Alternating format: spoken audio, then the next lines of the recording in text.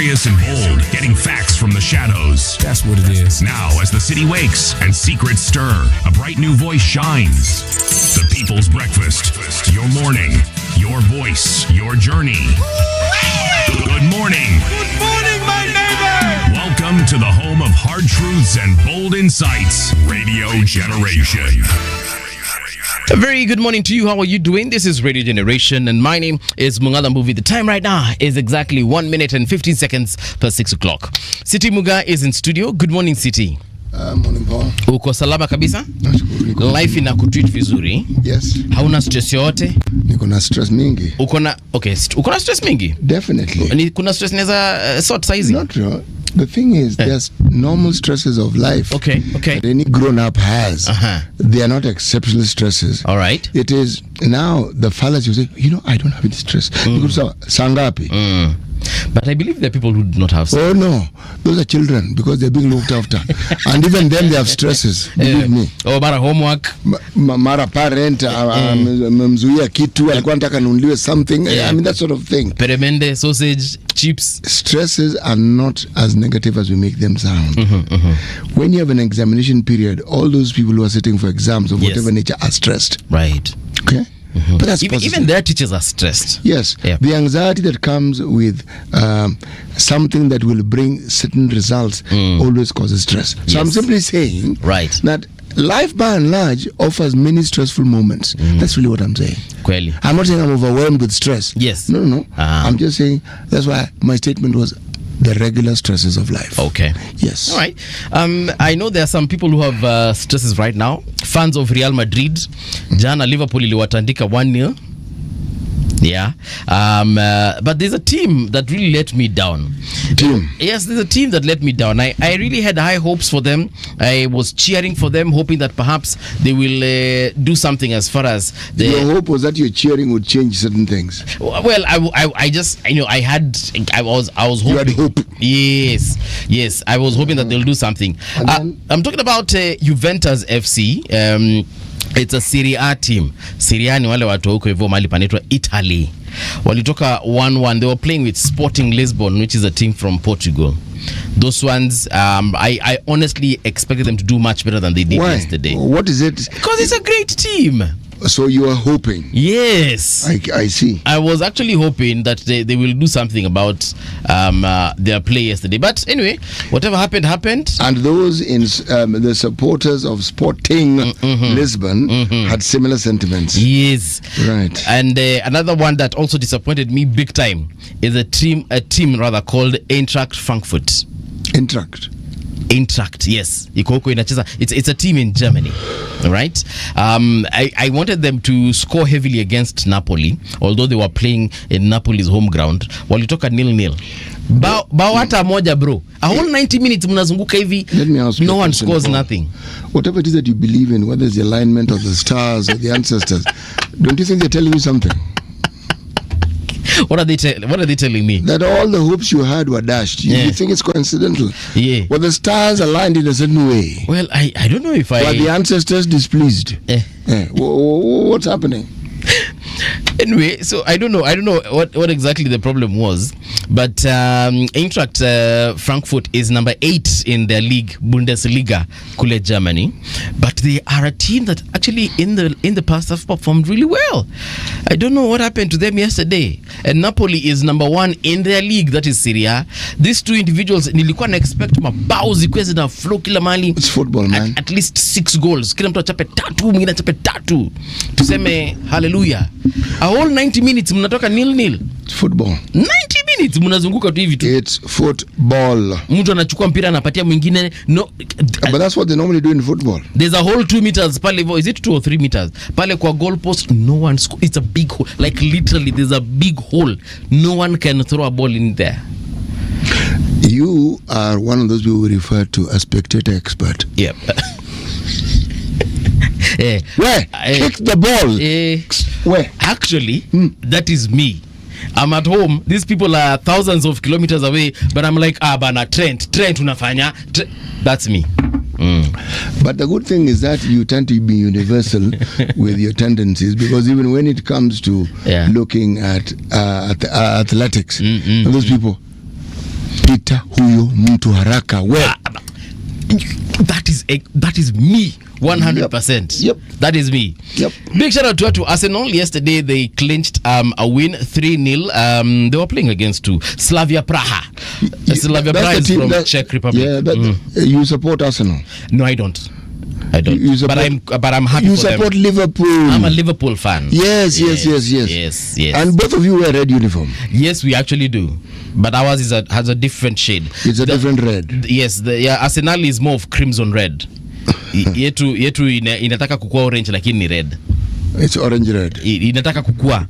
But it is borderline red. It's on the way. Yeah. Ikigongo tu kidogo hivi ongeza kayelo kadogo hivi kayelo inakuwa orange. So salamu ziwafikie hao majamaa. Salamu pia ziwafikie jamaa wanaitwa Atletico Madrid. Atletico walikuwa wanacheza na nani jana? Let me just confirm. They also did very well. Walitandika mtu 3-1. Atletico Madrid. Here they are. Yesterday they were playing. Oh yes, here they are. They were playing with a team called Royal Union Saint-Gilloise from Belgium. Atletico, they're from Spain. They did quite well. They tandika these guys 3-1. Good for you. Big shout out to them. So there we have it as far as football is concerned. So if you are a supporter of any of those teams, congratulations. If your team lost or drew, don't worry. It's just a game. They will be at it again today. More How games. Did Bandari FC do? Bandari walicheza jana, si ndio? Msijui. By the jana kuna teams za Kenya zilicheza. So I'm just contributing to the conversation. Yeah. And Bandari FC came to my mind. Actually, no, you're right. Let me just tell you what happened yesterday in the Kenya Premier League. Kenya Premier League. Yeah. So jana nani walicheza? Jana kuna teams zilicheza. Nimesahau ni gani katika hizi standings, but a couple of teams played yesterday. You know what? I'll actually check that. Have no fear. They played, they didn't play. It's a team. It still exists. Good for them. Yes. Walicheza jana. I'm not sure if Nairobi United played yesterday, but I'll let you team. Yeah. Okay. They've actually sponsored you remember that time kulikuanga na michezo? Yes. Nairobi United was playing Mogadishu FC. Yes, was it Mogadishu or another team? But there's a time Mogadishu walicheza. Mogadishu walicheza na Kenya Police. That one we were heavily involved as media sponsors. That's one I remember. Yeah, and then another one also by Nairobi United. We also media sponsored them as far as and walikuwa wanachezea pale Kasarani. We actually sponsored that game. So I'll let you know the teams from Kenya played yesterday. I'm not sure if it's Mara Sugar, Sofapaka, sijui kama walicheza jana. Bro, carry on. Aya, sawa. Salamu ziwafikie Big Daddy Cool. Anasema good morning my peoples all the way from Perth. That is kule Australia. And then we have Nell, home of Hard Truth and Bold Insights. Good morning fam. Thank you so much Nell. Josh Mutua as well. Good morning my lovely show, watching live nikiwa the MMCH hospital, listening to CTN movie. Listening to CTN movie makes me feel ni kama niko Kenya. MMCH hospital iko kule Qatar ni gani? As you read for us your methali, I will let you know EMMC na stand for what exactly. But yeah, thank you so much. Also today is 5th of November. We are celebrating World Tsunami Awareness Day. Again, World Tsunami Awareness Day. We might not have many tsunamis this part of the world, but we also experience similar problems and similar forces of nature, such as the one that we had in Marakwet the last couple of days, the landslide, the mudslide that has buried people alive, killed some, and people have lost livelihoods because of that one. But yes, today is World Tsunami Awareness Day. The Asian continent or subcontinent experiences this more than the rest of the world. Japan being one very huge target for tsunamis, to the point whereby they've innovated ways to actually overcome this. Buildings are built on foundations that can actually move, so that they can ensure that these buildings are not destroyed as they were in the past. They have hydraulic systems in their foundations such that when there's a tsunami or an earthquake, the building can shake, yes, and it will shake to the rhythm literally of the tsunami or of the quake, therefore minimizing the damage that they get. So big thanks to the UN. We are remembering today as World Tsunami Awareness Day. City. Yes, please. Over to you. Right. We are still in the Republic of Tunisia. He sells the monkey. He sells the monkey. Well, I haven't finished. I've just begun. Okay. I pause. This is what you call a dramatic pause. Yes. I was pausing so that I could get your attention. He sells the monkey and makes fun of the one who buys it. He sells the monkey and makes fun of the one who buys it. Jamani fala. Unanunua monkey yani. Yeah. You know the people like that today who actually do such kinds of things. Yes, they are. They sell you something and then they laugh at you once you buy it. I sometimes think the people who laugh the most are those who sell a political agenda. Yeah. And then laugh and say, you know, these guys actually bought it. Imagine. Who does that? Many people do. Yeah. And they don't laugh because they're sitting somewhere and baring their teeth in laughter. They do so because they do the complete opposite of what they said they would do. That is laughing at those whom you sold the promise to. Yeah. Because they bought it. Tabia mbaya hiyo. Yes. Tabia mbaya hiyo. All right. It is 11 minutes past 6 o'clock. Simon Indiati amesema habari wakuu. Habari wakuu, tuko tuned in, tunawafuatilia polepole. Mulitufanyunu akiangai. What is this? Mulitufanya lu hakiangai. Mulitufanya tukahama. Ameshikanisha. I thought it was one word. Mulitufanya tukahama, zile station zingine zote zilibaki tu petrol station. Ndio radio station. Guys, be kind to the rest. JNK Media anasema good morning to you, listening to you from Manila. This is in the Philippines, listening from Manila. Kila mahali. Asante sana watu wa Manila. Good show. I always listen to you while taking lunch here. I love your show. Makes me feel connected to my motherland. Thank you so much. Sayan anasema good morning guys. Let the day begin. So as our day is beginning, watu Philippines wanakula lunch, I wouldn't know. Yeah. No, according to JNK, he's saying that he's eating lunch while listening to the show. So big shout out to JNK Media watching all the way from Manila in the Philippines. How do you say good day, JNK Media? Let us know in the comment section. We'll definitely give you a shout out. Haya, City. Tuingie kwenye rgk.co.ke, sivyo? Tafadhali. Haya, tufanye hivyo. Wacha sisi naingia kwa RGK. Elgeyo Marakwet mudslide toll hits 34 as search for missing persons continues. You know, it's crazy. You live on a mountain slope thinking that everything is okay. Then one day you wake up and you actually don't wake up. The mudslides are not a new phenomenon. Yeah. A couple of years ago, the death tolls were equally... No, these ones seem to be heavier. But people were warned, and there were all sorts of things that were done and said. We had situations where mudslides even covered schools. Entire schools? Like an entire compound inafunikwa? School yote. Wajua, if it's at the bottom of the hill and there's rain, the earth is loosened. And that earth pia iko na rock katikati. Those boulders. Yeah, so when the earth starts moving because it is loose and it's on an incline and it heads downward, and it comes across a building, the rocks and stones will probably smash through. The wet soil will now cover these buildings. You see, the people live by the lake, and when you have a deluge of this sort, you will experience what we call floods. Those who again live somewhere near the foot of a hill or a mountain, if it rains heavily beyond the mudslide, you could easily, the torrential rains have a habit of bringing with it, you know, I'm pausing as I speak for a simple reason. It is known that these things happen in that region. What has been done to prevent it? What can be done? I remember back in the day. Gabion. Yeah, I remember back in the day, President Moi. Yeah, President Moi alikuwa anajenga gabions, and he went around the country, especially in flood-prone areas, building gabions. After that, he also released. Actually, even before, there's a time when ikafika mahali akacha kujenga hizo gabions. I don't know why. The point, he was not supposed to be building them. He was helping lead the charge for building them. Yes. After that, they were supposed to be picked up by the requisite ministry and the communities to continue doing it. That was the point. In my home area, actually, basically Ukambani yote, from Machakos town, Kwenda, Rakitui, Makueni, and all other places, you will find gabions. Some of them as probably even older than I am. And I'm assuming they were obviously built during that period.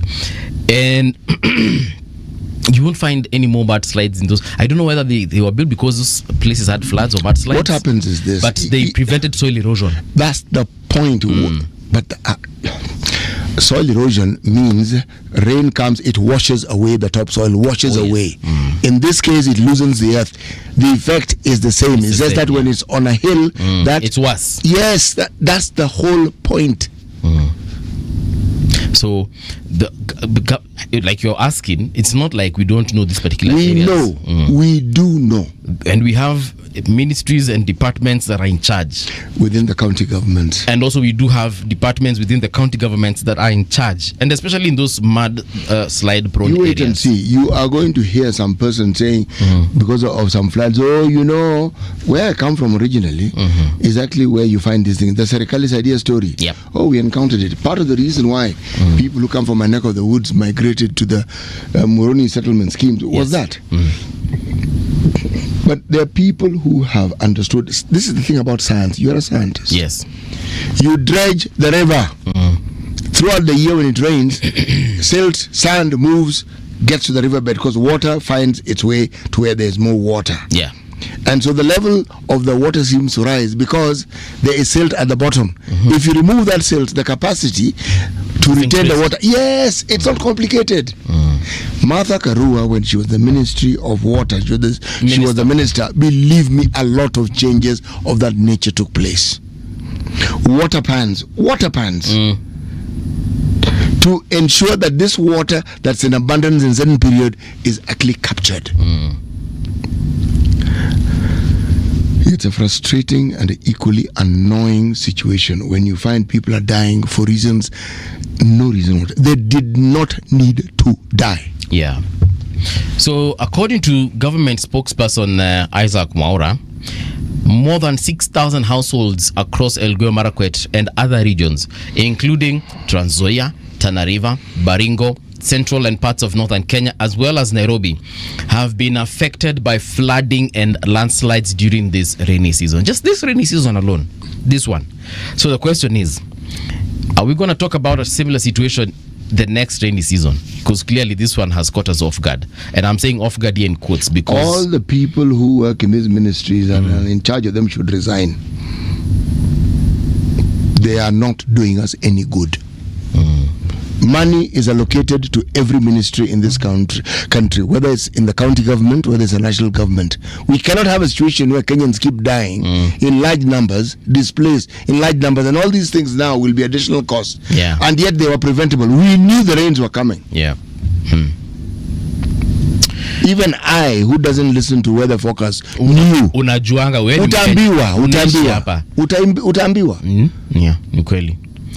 IEBC admits sluggish voter listing, promises wider access post November polls. Those people should stop talking. IEBC? They should stop talking. When we see people registering large numbers, they will tell us. You just make it possible. Tell us, we have opened up this station, it is here. Broadcast it so that people know where they can register. That's your job. Don't get into the politics of telling us more will register.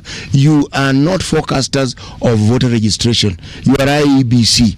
Open up stations where people can register, tell us where they are, and repeatedly tell us. The numbers will speak. We will be able to tell for ourselves that indeed more people are registering. Stop telling us that we know. Don't. It's not your job. Don't. So he says this, that is now, let me not assume it's Ethicon who says this, but the IBC says, so the Electoral Commission has admitted that the ongoing voter listing drive has yet to gain momentum, pointing to limited registration points and operational delays, but says a wider rollout after the November 27 by-elections will help bring more citizens on board ahead of the next national vote. I personally don't want to know. Yeah. Don't. In fact, anything to do with the IBC, unless they're telling us that they have opened up more places where people can vote. When you read, I'll walk out because I don't want to know. I honestly do not want to know. You have a job. Do it. Look for the money. make sure you've done everything within your means and within your mandate to have places where people can register in large numbers. You cannot talk to us about by-elections because you're implying that the by-elections are the ones which are delaying this rollout. Yes. How the two related exactly. All these are part and parcel of their functions. And these by-elections are budgeted for. The voter rollout for the registration is also budgeted for. Or are the two connected? I do not want to know. Please read another story. This is as depressing as the mudslide. Yeah. So, sorry about that. Wacha tuingie hapa panaitwa nini? The next story. But you can get that IBC story on our website. So, here goes about Princess. There was a story about a princess here. From Morocco. Yes. She's visiting. Oh yeah, here it is. Who is Princess Lala Asma? This is a... So, Her Royal Highness Princess Lala Asma of Morocco arrived in Kenya on Tuesday for a 3-day official visit. As part of her visit, Princess Lala Asma is scheduled to tour Kenyatta National Hospital on Wednesday, where she will assess the progress of Kenya's cochlear implant program. Cochlear inakwanga kwa masikio, eh? It is what helps us balance ourselves. She is also expected to sign a memorandum of understanding, which is MOU, to strengthen collaboration between Kenya and Morocco in hearing health. During her visit, the princess made a donation of cochlear implant devices valued at 120 million. So Princess Lala Asma was born on September 29th, 1965, and she is the second daughter and third child of the late King Hassan II and Princess Lala Latifa. So this is about the royal family of Morocco. Currently, they are facing some problems as far as... Currently, they've been facing problems for quite some time. Gen Z uprising, but we need to appreciate her for this because, donating what? It's aid, basically. I don't know if it's in terms of hearing aid appliances. Let me read that again. During her visit, the princess made a donation of cochlear implant devices valued at 120 million. Bro, 120 million, that is roughly 1 million USD. Hearing aid applications, much needed. Yes. We thank her. And we thank her again. Yes. We've never had anybody making such a donation, ever. Yeah, this is actually great. This is good for the people who are... Now, let's follow up what's going to become of them, shall we? The 120 million? Nope. Yeah, the devices. The devices. So that's the 120 million you native is the cost of those things. Wewe unafikiria tu pesa. Lazima nifikirie pesa. Niliumbo hivyo. But anyway, now the devices. The device, and alifanya vizuri sana akaleta devices. Jangeleta hii pesa. By the way, it's something in the air because I am clearing my throat more. You're clearing your throat more than... What is it? I don't know. I don't know. I'm a bit dry. I'll have something when we go for a break. But I think it's a dryness. Remember you asking me yesterday because I kept coughing. Oh, ulikuwa na kohoa ndio. I was wondering, I thought it was just a slight irritation. Today I've woken up and I'm thinking, what has happened? Yeah. I think ni kazi yetu ya kuongea sana na pia environment ya studio. No. My driver had the same problem this morning. He was coughing a lot. I noticed, yes, and it's not a chest cough. Yeah. It's just hapa tu. Hii area ya esophagus hapa tu. Ndio iko na shida. Before I go to the next story, wacha nisalimie Victor Odhiambo on Facebook, Facebook Live. By the way, guys, we are live on Facebook. You can check us out at Radio Generation Kenya. Victor Odhiambo amesema, good morning, guys. In Kenya, it's car yard owners who will sell you a monkey, aka junk, and laugh at you. Yeah. He's picked up on that methali umetupatia earlier on. Thank you, Victor. Asante sana, Victor. All right, let's check out what other stories are there. But I was asking about this 120 million, the devices rather. You were asking, let's follow up and see what will happen to them. What do you think will happen to them? We will not know what happened to them. That's the point I'm trying to make. Because...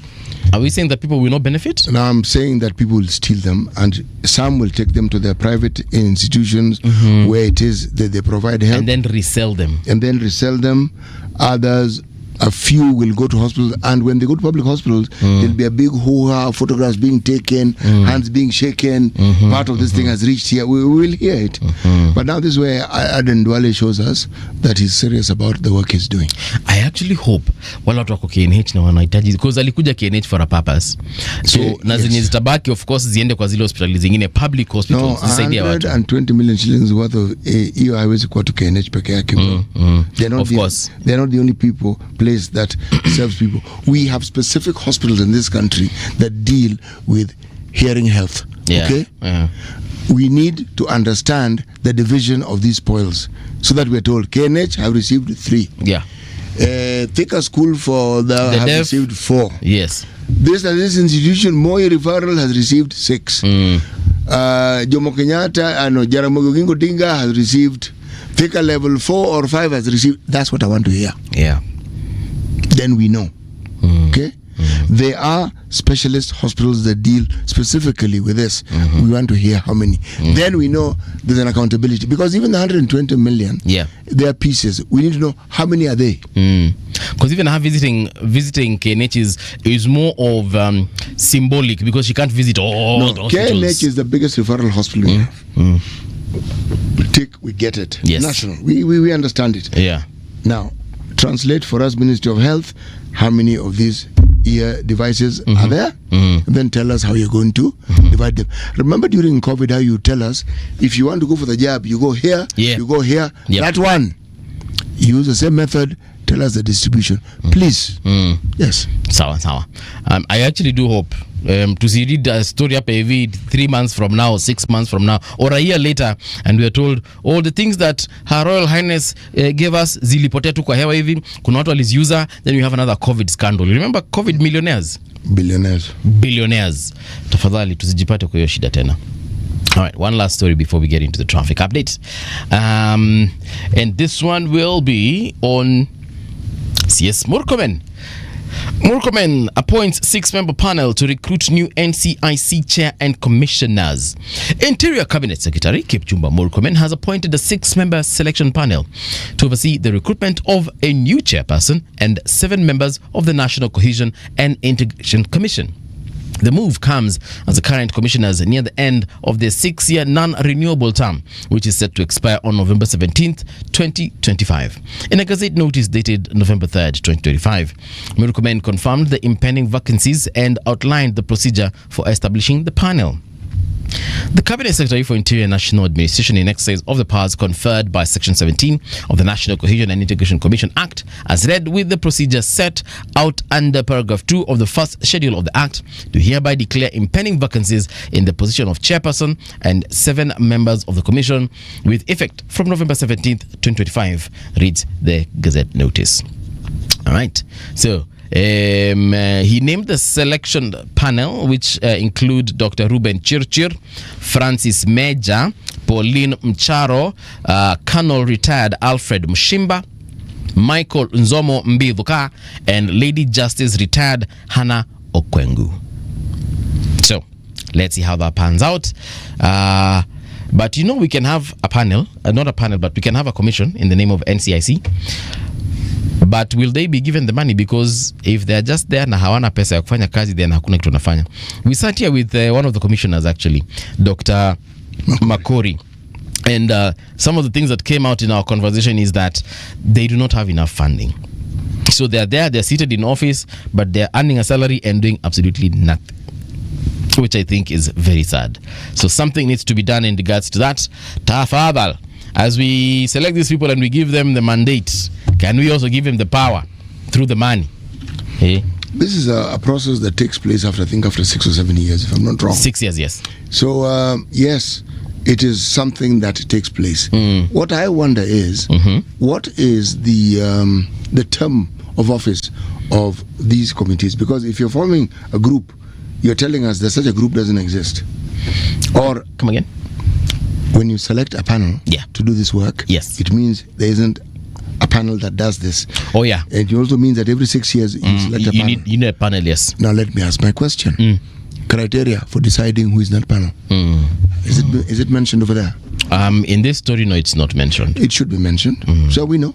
In the spirit of transparency and all that. Yeah, how did Dr. Mcharo, for example, get to the panel? Yes. How did retired colonel get there? And why him? And the very many retired colonels. And the retired justice. Yes, exactly. You'll probably find that the retired justice is. Yeah, but let's find out. Yes, so that's what I'm saying. When you have such a panel, it helps when Kenyans know we are going to select a panel based on the following criteria. Select. We know it's not a voting exercise. Yeah. You are selecting. Then tell us we've selected so and so. But then we understand the criteria. So we can query. Yeah. So and so doesn't seem to meet the criteria. So why are they here? Yeah. I mean, from what I understand, yes, that panel has, because it has a few individuals, because it can't have everyone. But criteria for electing. Nakuget. Naget swali yako by the naongezea tu katika hiyo gumzo, katika hilo gumzo. Tukiangalia pale kuna retired justice, kuna retired colonel. Sawa kabisa. Hao wengine atujui nini zao, professions zao. There could be a teacher there, I don't know. There could be a reverend there, I don't know, or a pastor or a priest. They haven't really specified, the other individuals, what their professions are. So in your opinion, what do you think should be? I am guided, because I'm sure it is there. It's just that maybe it's not here. They should tell us. That's why I said they should tell us. I am guided by some of the principles I observed when in the research world, I'm talking about biomedical research. Yes, you are creating a similar board, an ethical board. You are told requirements. You need somebody with a legal mind. Someone of this age. You need somebody from a religious background. You need someone from the community, meaning community ni mwananchi mtukufu tu. Okay. You need somebody with medical knowledge, right, etc., etc. So when you look at the committee, you say, are all these different facets represented? And you say they're represented. Then the committee is formed. Yeah. We have to know the criteria that is needed when you have such a panel. Yes, because we know the role of NCIC. So if they are to do their job and select people well, surely shouldn't we know exactly how it is we're going to go about selecting them? Yeah. Yes. So I was just scanning through this story. It really doesn't tell us how this panel was selected. No, they haven't told us. That's what I'm saying. They should. They have a criteria. Just tell us. Let me just read those people again. So the selection panel has Dr. Ruben Chirchir. I don't know if this is a medical doctor or a philosophical one. Then there's Francis Major. Francis Major sounds like it's nikajina kanajulikana, si ndio? Kuna watu wengi wanaitwa Major brother. Wewe endelea tu. Specifically Francis. Kuna jamaa anatuzianga sausages hapa anaitwa Francis Major pia. No, huyu anaitwa Kennedy Major, sorry. Then there's Pauline Mcharo. Atujambua Pauline Mcharo. So nikuulize, nini yake ni gani? Anauza nini? Sausage. Anauza sausage hapa na samosa. Ni ile sausage inaitwa smokin ama? No, kuna smoky na si smoke in, ni smoky. IE at the end. Smoky. Ile ndio inaitwa smoky pasua. Hiyo sasa yake pasuangi. But hapa huyu jamaa uzangi smoky, yani uzanga sausages specifically. Okay. Kuna tofauti? Kuna tofauti. Okay. Unajua kuna watu wapendi smoky cause hawaamini ni halal kwa mfano. Alright. You really can't tell the ingredients. It could be made from pork, it could be made from hooves, it could be made from different parts of the animal. And there are some parts that are not and edible. It could be made from vegetables. And I don't know about smoky made from veggies, but yeah.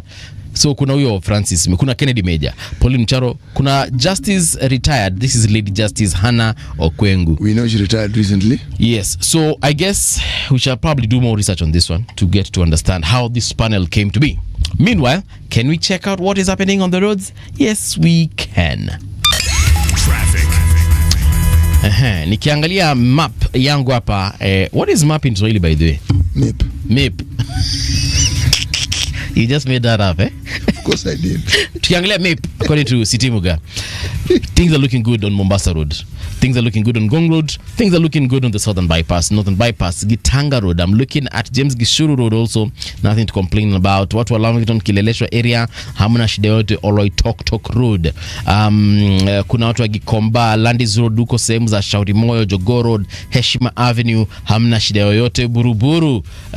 This is Buruburu what? Wangu Avenue within Buruburu, looking good. Then there's Outer Ring Road, also no complaints coming at this particular moment. moment. Mombasa Road, sehemu za Next Gen Mall, no complaints, but it's 6:35 surely.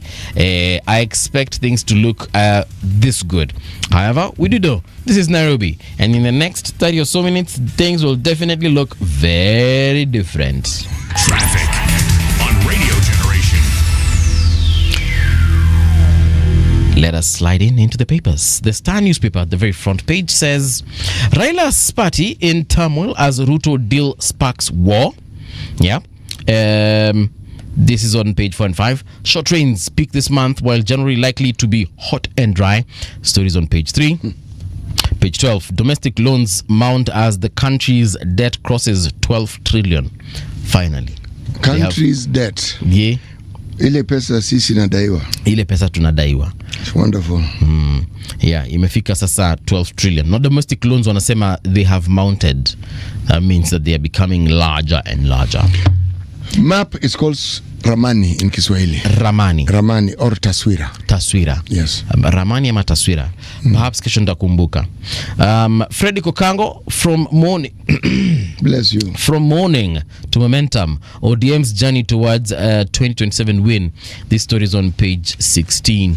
Frederick, we've hosted him here before. We have. We have. And he's actually lined up to win an award this, I think it's in November. If I'm not wrong. 4? I wish him all the best. 4? I'll check that out. I can't. Someone sent me a link. And then there's Ruto faces new affordable housing headache amid governor's fresh demands. The story is on page 8. You can check that out on the front page of the Star. The back page wanasema hivi, no need to panic as Kisumu All-Stars chairman. No need to panic, says Kisumu All-Stars chairman despite poor start. Yeah, this is as far as local football is concerned. You can check it on the back page. New dawn at police. League champions begin life under Stajanovic in duel against Sofapaka. You can also check it at the back page. They have a new coach, I think, if this is what I understand. Yeah. And then when we go to the Standard newspaper, Suluhu's vendetta. This is what they're saying. Tanzania has unleashed a ruthless crackdown on foreigners innocently accused of stoking post-election violence, with police and soldiers raiding lodgings, tightening borders, and detaining East Africans without cause. The directive issued from police headquarters late Monday has sent shockwaves through the hospitality sector and triggered fear among Kenyans living in the country. You know, I saw this somewhere yesterday on YouTube, and I didn't give it much thought. I just thought someone was creating content. No. Wakisema wa Kenya wamekuwa targeted. No, they are. But now reading it from the Standard, and I think I also saw something in the news last night. Somebody has to be blamed, you know. Yeah, but why target specifically Kenyans? Because it's Kenyans who are being interviewed in the stories that I saw. But that story talks about East Africans as well. This one talks about East Africans, but the ones that I watched yesterday are of Kenyans being arrested, targeted, yes, because of when Wakenya wali import activism. That is what they're implying. As I told you, this is the aftermath of the mayhem in Tanzania during and after the election. Somebody has to be blamed. Yeah. Someone has to be blamed. You see, the face of the CCM is Madam Suluhu. Yes. CCM is run more or less like the Chinese Communist Party. It was set up also along similar other Politburo that we had in Russia. Okay, so the decision is not made by her alone. That is not true. It's not so. Yeah. But right now, this is something that Tanzania never thought would happen to them. But let's look at it this way. Uganda, they're used to having opposition. Yes. And we're used to seeing police beating up people. Yes. You rarely hear of somebody who died in Uganda. But people are beaten thoroughly. Yeah. You're pounded to a pulp. And there's evidence that you're pounded. And we saw it on TV. Yes, we even see it on TV. People being bundled into that. Yes. Hata niite Mariamu yao. Yeah, ile ya kwao. Okay. Tanzania has never had such a problem. Actually, I have never heard No, of. they've never had it. This is the first time they're having it. So you cannot say that they were prepared. They did not know. Ugandans know what to do with it. The Ugandan police know. When police services are accustomed to people protesting, there's a way in which they handle them. If you look at the West, there are protests where people are throwing bottles, Molotov cocktails, some even going at flying kicks. The guys stand with their shield and they stand steady. However, when they move though, people also get beaten and bundled into lorries there. Yeah. You do not hear of anybody who has died. They have understood. So you have to ask, when people die in numbers that are undetermined, like in Tanzania, because they did die, what do you think happened? This is my perspective. Right. Here you are manning some station or the other with a group of you, and you're all armed, and there's this large group of people heading towards you. You've never seen this before. You will panic. For sure you will. And you will shoot. We are prepared. We say we have rubber bullets, but people keep dying from live bullets. So our rubber bullets clearly are not made of rubber. Okay? I think someone once said, and this is not even in Kenya, I was watching again one of those international docus. A rubber bullet at close range is fatal. It can kill you. Yeah. It can penetrate also your body. It can kill you, but the likelihood of it killing you is much reduced. Yeah. Than that metallic thing that they use, or porcelain thing that they use to shoot at you. That thing will kill you dead. Okay? So let's put death aside. When such a thing has never happened, and you know your neighbor Kenya are at it daily, you know. And then not very long ago, we had Kenyan ambassadors of this particular way of doing things visiting your country. The Politburo sits and says, guys, you know this thing, we have to have a narrative, we have to sell this thing. Yeah. Let's focus attention on something else. Let's say that it's our neighbors. It's our neighbors who brought this thing. Because President Samia amesema hivi, sikushtuka kuona kuna watu waliotoka nchi jirani na kuanza vita humu nchini mwetu. Nitawatafuta kila mmoja wenu na mtajua mimi ndiye amiri jeshi mkuu na simba jike. President. That's a shift in narrative. Mtajua yeye ndio simba. No, that is a shift in narrative. Word similar to that one has been said before someone's term of office comes to an end. Let's hope that's not what's happening here. But you have to change the narrative, because no one is talking about the outcome. Nobody's talking about the people who died. Nobody's talking about the numbers. Nobody. So what we're talking about here is agenda setting. You are setting the agenda. You're moving the focus away. But I would like to find out from the government of Tanzania, out of the people that we saw have been shot dead, who are currently lying in the morgues, because there's also another story coming out that in the darkness of night, bodies are being moved and being dumped in areas. Some are being burnt, others being mutilated, and so on and so forth, to clear evidence. And unfortunately, that story will come out. They can do all they like. Yeah. But you see, they've shifted that narrative, and the focus is now on Kenyans. So I'd like to know, of the people that were killed, because I'm assuming they were killed because they were causing mayhem and havoc, how many of them are Kenyans, for instance? Oh, there will be Kenyans in that mixed. There are many Kenyans who live in Tanzania. There are many Kenyans who live and work in Tanzania. Yeah. Many. Okay? Because from the videos I saw, the very many videos I saw of the mayhem that was in Tanzania, wale walikuanga pale bana, nilikuwa nasikia wakiongea Kiswahili safi. Wakenya najua tuko na Kiswahili safi, lakini akijafikia kile cha wale watu. And from the conversations, we speak Swahili as like a foreign language. Yes, we do. It's very true. And from what I saw, what I heard, I could, and if they were Kenyans, look, I'm not saying that Kenyans were not involved. I'm just saying no, I do not have evidence. My friend. Yeah. We do not know many things. We do not know in how many towns and cities in Tanzania the mayhem happened. We do not know. Okay? We do not know definitively where all the Kenyans who are in Tanzania reside. Yeah. We do not know definitively the numbers of the Kenyans who reside in Tanzania. We have an ambassador in Tanzania. This is the person who needs to tell us exactly where we are with all this. But an accusation has been leveled against us directly. Yeah. Okay? I am certain that our Foreign Affairs Ministry is looking to handle this matter in the most diplomatic way possible. You said you're certain. I'm certain. Okay. I'm certain. because those of us in the media are not in the foreign service. Yeah, we are not. Yes, so we will say things as we see them and as we understand them, okay? But at such times, you want to quell temperatures. Even when your neighbor says some outlandish things, you don't want to hit back and say, whoa, Kwendo, Look, we're sorry people died. We're really, really sorry. Let's see how we can resolve this matter. That's the language that has to be used now. Because peace has to come back. You see, what worries me is these words. Again, let me read them. Sikushtuka kuona kuna watu waliotoka nchi jirani na kuanza vita humu nchini mwetu.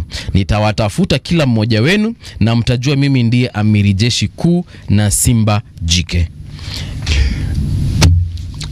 What I find strange and contradictory about that statement, the Tanzanian system of government is such that you really can't go into Tanzania and it is not known who you are and where you're going. It is not possible. It will be reported and it will be taken upward. You have an election coming and you're saying there are people who actually came into the country specifically for this. Then you must know who they are. And then you must also tell us who they are. Do you think we're going to be told who these people are? But I wonder who here in Kenya would benefit from a Tanzania that doesn't have Suluhu as the president. To be honest, I honestly don't see. I don't see which group, person, individuals, Chama group, if at all, would want to go into Tanzania and cause mayhem. We already have problems of our own here. You already in your own county, in your own village where you come from, whether it's in Nairobi or in Ushago, already kuna shida. Sioni Mkenya mwenye atasema sasa wase tujipange, let's pack clothes, let's go in this group, let's go to Tanzania, let's go to Dodoma and Arusha. There are such people. For why? That is the idea of spreading democracy. There are such people. What kind of twisted?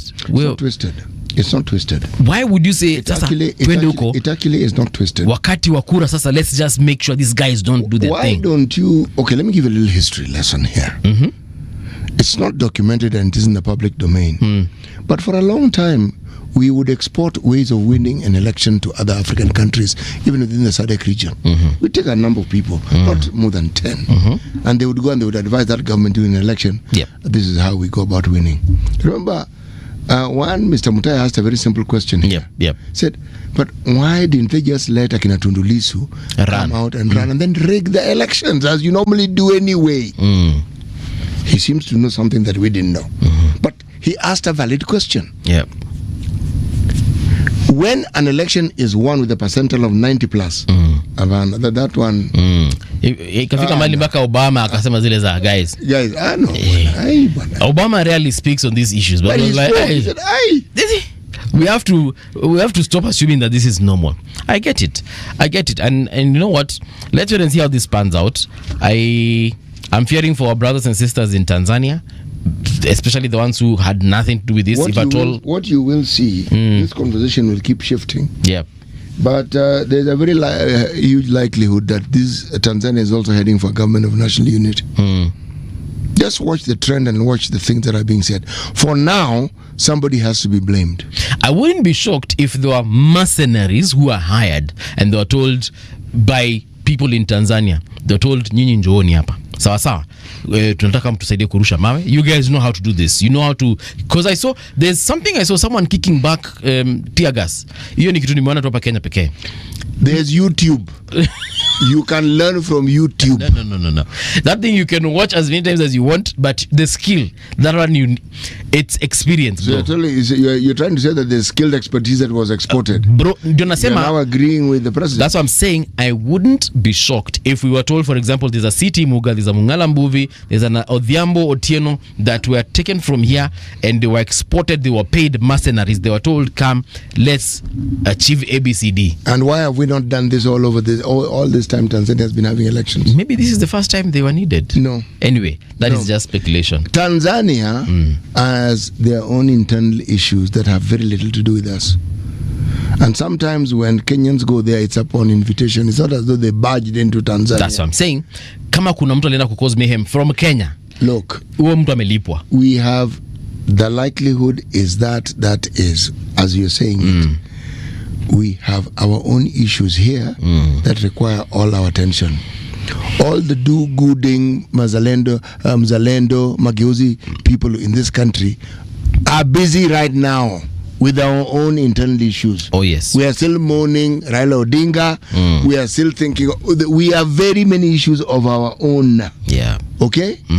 So the likelihood that a large number of Kenyans would go, as you say, maybe if they were paid. But in all honesty, yeah, Tanzanians have been agitating. So are we saying that all this time they've been agitating, it is Kenyans who have been bringing this about? Exactly. Why don't you hear Ugandans complain that Kenyans are helping agitate? I don't know. You have your own country, run it for heaven's sake. Exactly. So maybe a few individuals, an Otieno somewhere, a Motoa somewhere, they were taken and they were told, train these Tanzanians. Ni kama hawa ni bongolala, hawajui kurusha mawe. Wafunze kurusha mawe. If you wanted to train them, then we would bring them here. Or maybe that also happened. Maybe they came here. Where you're trained properly. Maybe during our maandamano ya Gen Z hapa waliambiwa sasa. Come. Kujeni, endeni Moi Avenue, tuonyeshe sasa. Yeah, okay now. You, nendeni hapa, nendeni hapa. Wewe observers, observe what we are doing. Yes. Yes. Mtakuwa nda Mutua, wewe nyinyi mtakuwa nda Mutua. Wewe mko nda Karaoke. Yes. Haya, watu wa Otieno kujeni hapa sasa niwaonyeshe. Sasa niwaonyeshe venye mawe zinarushwa. Yeah. I'm just saying. Anyway, what's on your papers? I've not read the Daily Nation. You can my sympathies to the Tanzanian leadership. My friend, it's not an easy time. This has never happened in the history of Tanzania. And dealing with this is difficult. Court spares circles from 8.8 billion Cusco write-offs. That's in the middle of the paper. Yep. Let me read a quotation from Derito Mureithi. It's time to dump the conventional thinking. The informal is the main sector of the Kenyan economy. Kenya is a good name for it. Kenyan is a good name for it. State settles 93 billion road spending bills with bank loans. The government has settled 93 billion road sector pending bills using bank loans ahead of the issuance of a bond to clear the arrears accumulated in building transport infrastructure. That's the story. Women unpaid work valued at 1.89 trillion. The value of unpaid work done by each Kenyan woman has for the first time been set at shillings 118,000 on average per year, putting the collective worth of the hours spent cooking, cleaning, caring for the children at 1.89 trillion shillings. A value has been attached to the contribution that women make in the home. Okay. KAM warns of trade disruptions on 10th Tanzania polls. The Kenyan Association of Manufacturers has warned that the post-election disruptions in neighboring Tanzania could threaten trade in the East African region. Not can, it's going to. It already is. Yes. Treasury reveals shilling undervaluation amid IMF concern. The Treasury yesterday made a stark admission of the shilling being undervalued against the dollar, placing Kenya on a coalition course with the International Monetary Fund that advocate a freely traded exchange rate. The Treasury Cabinet Secretary John Mbadi said at a press briefing yesterday that the shilling could strengthen to 118 to the dollar if allowed to fall freely in setting of increased inflows of U.S. currency. This suggests that Kenya has been influencing the trade of the shilling against the dollar, adding the exchange rate to the monetary policy tool for managing inflation. I don't know what IMF is talking about. I honestly don't know what they're talking about. And if it's allowed to free fall? My friend, this free trade is an interesting term that is worthy of careful study. There is no such thing. Countries protect their production sector. Countries ensure that they offer rebates to manufacturers so that they can manufacture at a reduced cost. Free trade simply means that everybody is allowed to benefit from all these situations so that they can also enhance their business. That's the freedom therein. But from country to country, we have a central bank. Part of the central bank's role is to regulate our shilling against foreign currency. Regulate means they have to have a hand in it. So this free fall that they're speaking of, hiyo ndio kitu inanishangaza when they talk about free fall, it's due to stabilize, then it will get to 118. No. I think we need an economist to explain this one. You just need to read to understand. Okay? It's they not benefit. No, they benefit. This idea of a free market and letting things work out. This, when the shilling is weak, it means people who have dollars will trade with us easily because they get more for their dollar. It is in our interest. Okay? Yep. When the shilling is strong, then again what happens is when we then have to pay back our debts, see, that disparity that is brought about by the exchange rate is then reduced because the shilling is valued at more. Now they are telling us wacheni tu kitu anguke itastabilize. Yes. Ni kama ukivaa longi bila mshipi na itoshi vizuri. Unaambia tu yanguke itafika mahali itafika itashikilia tu. Hapo ndio waste. Hata ikiwa ni goti itashikilia hapo. No. That one. Yeah. Kidogo kuna shida. Sio hiyo shida baba, shida ni kwamba si kidogo. Shida ni kubwa. Suluhu's vendetta. Well, it's a path that other people have followed before. I hope her advisors are looking, reading, understanding the outcomes of people who have followed these paths before. And the paths are known. Let me read a few comments here from our lovely viewers and listeners. JNK Media, Siana anasema, good morning guys, let the day begin. Indeed. Engineer Fighter Karaoke, good morning from Memphis, Tennessee. Sisi tunaenda usingizi. Mapema sana. Oh wait, Tennessee ni usiku. Tennessee si Kenya baba. Kidogo nimefikiria Tennessee ni hapa nini? Hapa. Masako ukipanda kidogo tu. Masi. Hapo. Si hapo. Hapana. Memphis, Tennessee. All right, good night Engineer Fighter. JNK amesema Magadang Umaga or Magadang Po. That's how you say hello. So it's approaching 11:30 a.m. You are in Philippines? Yes, this is Philippines, Manila. Anasema it's approaching 11:30 a.m. Lunch is from 11 a.m. The time you start the show, it's 11 a.m. Oh, okay. So right now, because 11 was an hour ago, now it's 6:56. So that means you guys are actually noon. Good stuff. So let me say that again. Magadang Umaga or Magadang Po. Haya. Gypsy Corner, hi CT and movie. Then Gypsy Corner amesema CT is very fiery this morning. CT amekasirishwa na vitu zingine hapa zinasemekana hapa hivi, as it makes sense. And then Gypsy Corner also goes on to say today's stories are depressing. I know. 120 million. Let's hope the devices are put to great use. These are the hearing devices donated by Her Royal Highness Princess Asma. Then my take 2.0 anasema some politicians have been encouraging people to transfer their vote to Nairobi. If these same voters can't make a small trip to do registration at divisional level, how will they travel to vote? Good question. No, but amesema good morning Uncle City. Good morning. Yes. And if you know but. And brother Mbuvi. Well, good morning my brother. My take and go on kusema, but honestly speaking, why were Kenyans poking their noses so deeply in TZ affairs like that? That crackdown was bound to happen. Peter Angela sema good morning, tuning in from Tuda in Mombasa. That crackdown was bound to happen. Yeah, well, okay. Chepto on Facebook. This is Facebook Live. And I say, hi guys, you are all developing a flu. Please use masks while in the enclosed space. Starts as that irritation lower in your throat and develops to pain with a painful dry cough with fevers. Stay safe. Thank you for the discussions. Chepto, thank you for that warning.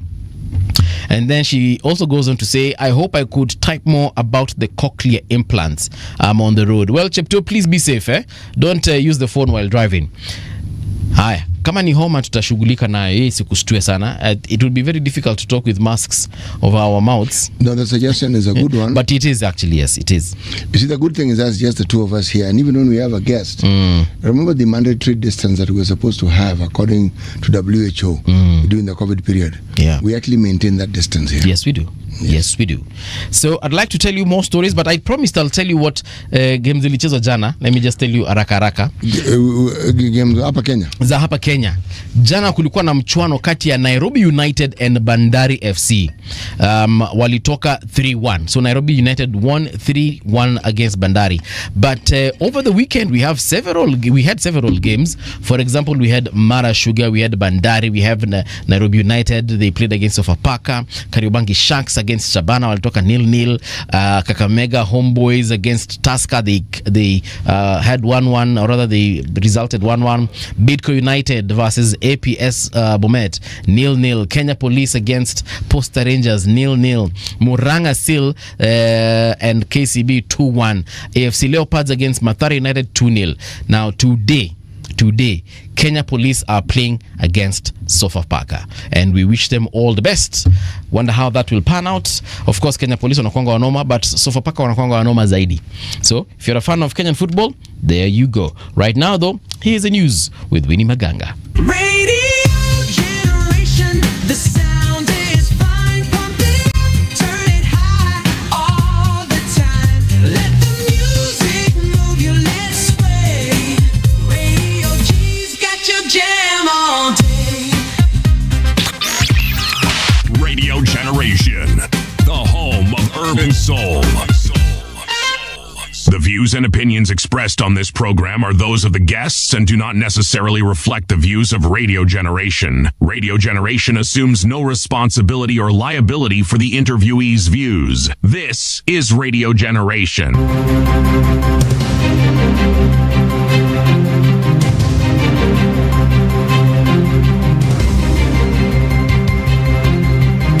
This is the Radio Generation News.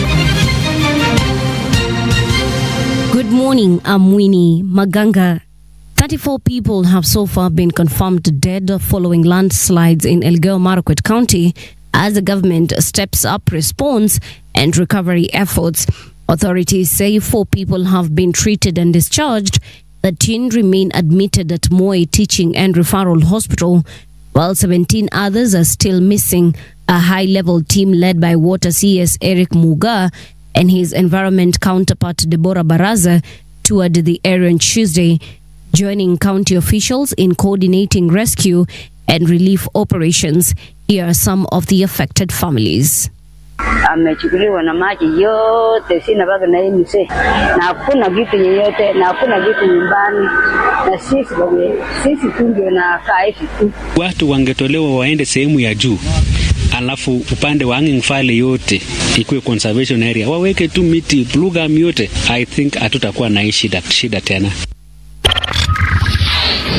Talks between the Education Ministry, Treasury, National Assembly and the university's academic staff union could mean an end to the lecturers' strike. WASU Secretary General Constantine Wasonga says he will meet union members to discuss calling off the 48-day strike after Tuesday's mediation by Parliament's Education Committee. The meeting sought to resolve the strike, with MPs bringing all key parties together to find a lasting solution. Chair is 80-20. They give us 80% and the 20% to remain. My irreducible minimum for the sake of you and the honorable committee members and the students of this country. I'm going to plead with our members so that we can reconsider. You don't push us. Interior CS Kipchumba Murkomen has appointed 6-member selection panel to oversee the recruitment of a new chairperson and 7 members of the National Cohesion and Integration Commission. The move comes as the current commissioners near the end of their 6-year non-renewable term, which is set to expire on November 17th, 2025. In a Gazette notice dated November 3rd, 2025, Murkomen confirmed the impending vacancies and outlined the procedure for establishing the panel. The members include Dr. Ruben Chirchir, Francis Major, Pauline Mcharo, Alfred Mshimba, Michael Nzomo, and Lady Justice Hannah Okwengu. Narok Senator Ledama Olekina warns that rising youth unemployment is pushing many young people into hacking and other unlawful ventures. Is calling on the National Treasury to introduce tax incentives for companies that take on interns, saying such a move will help cut joblessness and unlock innovation among young people. This comes weeks after 26-year-old university dropout was arrested for allegedly hacking and stealing 11.4 million Kenya shillings from a major betting company. We have to scan our horizon, our current horizon, to see what is going wrong. Come up with scenarios, build scenarios, and ask ourselves, what if we did this? And the scenario that I want us to build here today, Mr. Speaker, is what if the Ministry of Treasury comes out there during the budget days and reading the budget and says that private sector, you will receive a tax rebate if you employ or if you take in interns to be able to end unemployment. What will happen? At least 40 people in Sudan have been killed in a drone strike that targeted a funeral that was taking place outside the army-held city of El Obeid in northern Kordofan state. Officials and activists say they blamed the paramilitary rapid support forces for Monday's attack on Al-Loweib village as mourners had gathered in a tent. The RSF has not yet commented. Many reportedly died before getting to hospital in El Obeid, a strategic city that connects the capital Khartoum to the western region of Darfur. And that's the truth on Radio Generation. Good morning. I'm Winnie Maganga.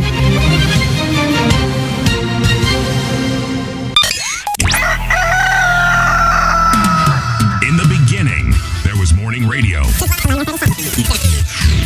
But now there is Radio Generations, the people's breakfast. Curious and bold, getting facts from the shadows. That's what it is. Now, as the city wakes and secrets stir, a bright new voice shines. The people's breakfast. Your morning, your voice, your journey. Good morning. Good morning, my neighbor! Welcome to the home of hard truths and bold insights. Radio Generation. Right, 6 minutes past 7 o'clock. How are you doing? A very good morning to you. Welcome to Radio Generation. My name is Mungala Mbuvi and City Muga is in studio as well.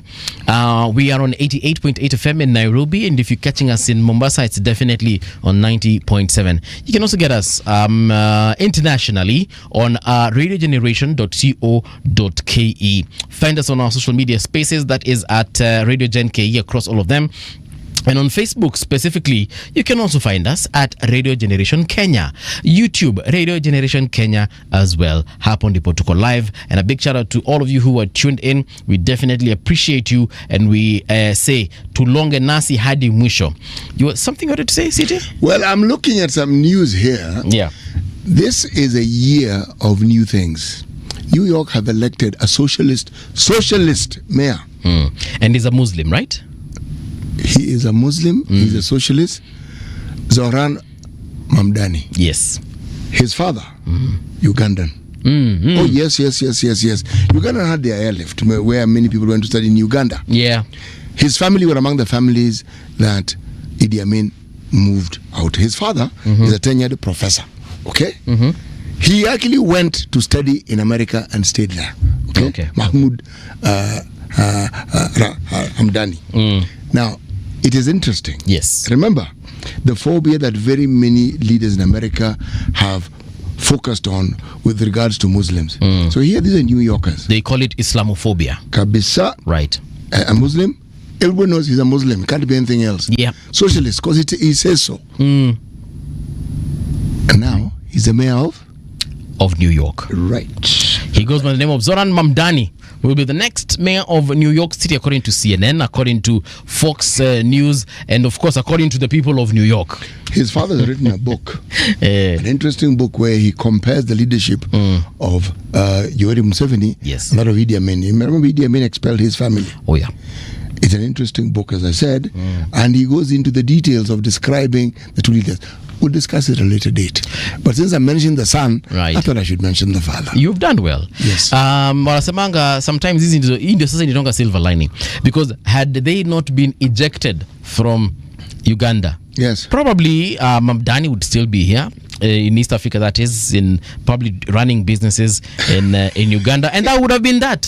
He would have been a businessman. All these Asians of Kenyan and Ugandan origin who in the UK became multi-billionaires, they would just have been here. So the vizuri, maybe it was a blessing in disguise. It might have taken decades, but here it is. He's now shaping policy in one of the capitals of the world. Oh, my friend, the Big Apple.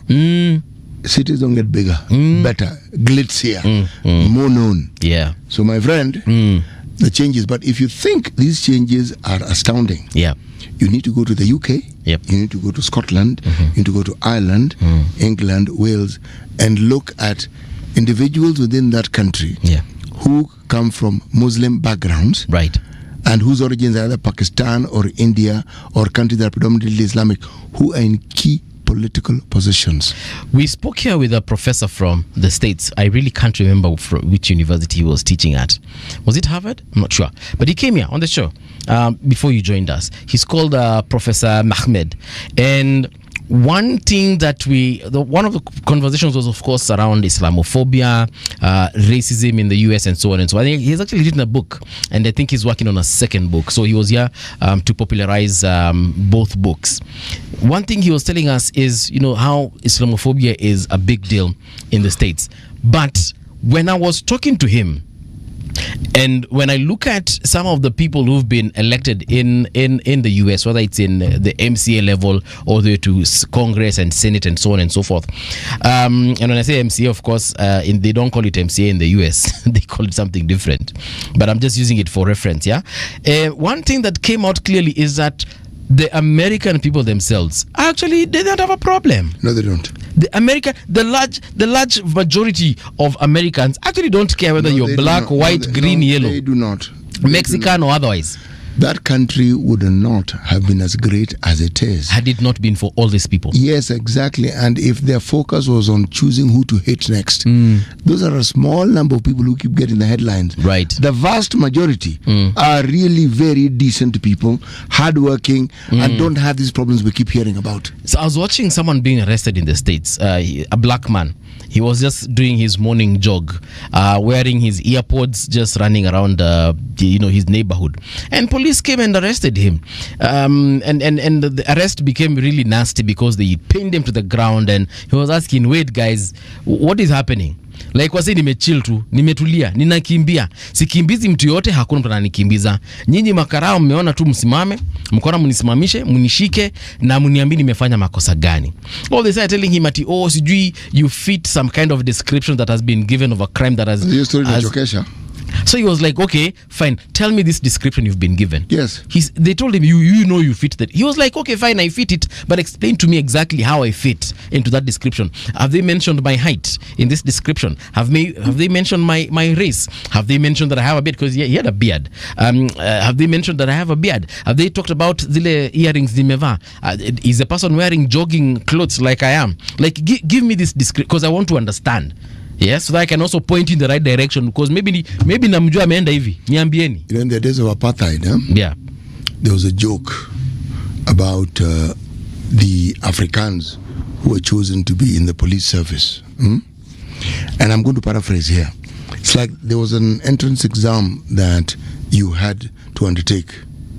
People who were chosen for the police service had to fail that exam for them to join the police service. Meaning you need to demonstrate that you understand very little. That way fala. Bro, Zuzu.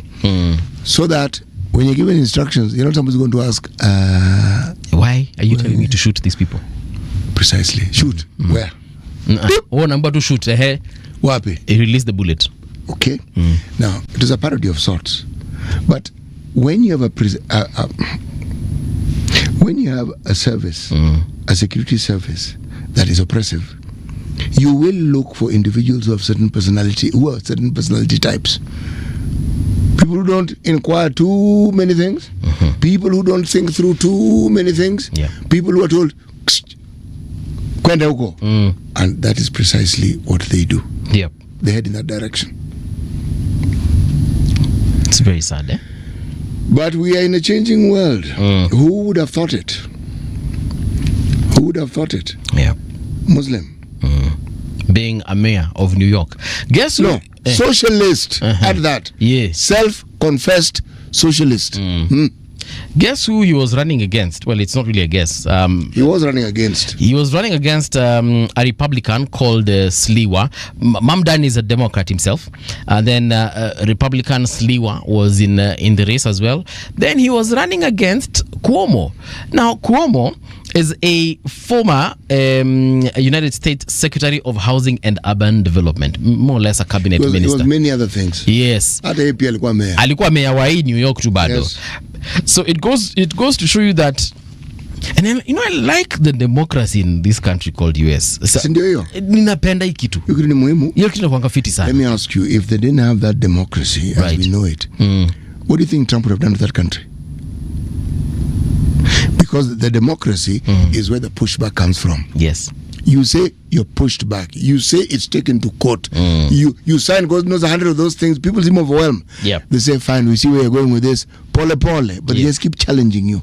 Okay? In the absence of democracy, my friend, that country would have been in some very serious trouble. Yes. Cuomo is also brother to one. He was a journalist working for ABC News.